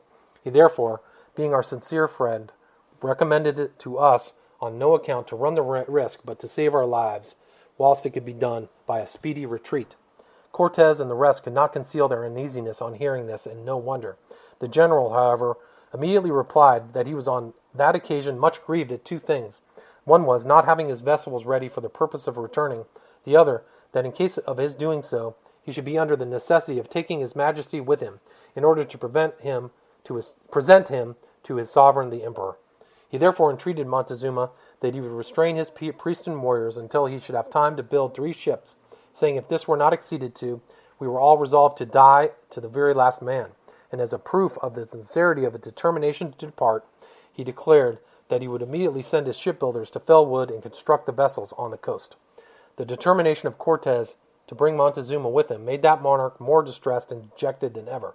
Cortez then repeated his assurance of no unnecessary delay, and desired the assistance of the king's carpenters in constructing the vessels, at the same time requesting his influence with the priests and nobility to prevent any insurrection in the city, and his endeavors to appease his gods, provided it were not by human sacrifices. Cortez immediately proceeded to execute his determination of building 3 ships, contrary to what is related to by Gomara, who says that the whole was as feint, in order to lull Montezuma and his subjects. But on the contrary, Martin Lopez, the principal carpenter who is now living, has assured me that he really did, and in good earnest, set about the work, and that the vessels were actually on the stocks. During this time we remained very pensive and sad in the city of Mexico from the precariousness of our situation, expecting every moment to be attacked. Our apprehensions were increased by the informations obtained by Dona Marina, and the terror and tears of the page, who, understanding the language, obtained hints which escaped our knowledge. We kept, however, good and constant watch on Montezuma, and guard on our quarters, never sleeping out of our armor, and our horses were constantly bridled and saddled all night.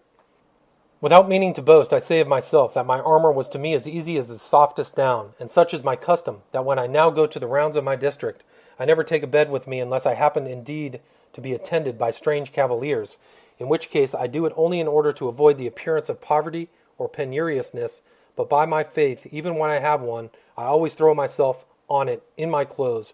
Such it is to be a true soldier. Another peculiarity I have is, I cannot sleep through the night, but always awaken and get up in order to contemplate the heavens and the stars, and thus amuse myself, walking backwards and forwards, as I used to do when on guard, for a good space of time, without hat or cap, and glory be to God, I never yet caught cold, nor was a jot the worse for it.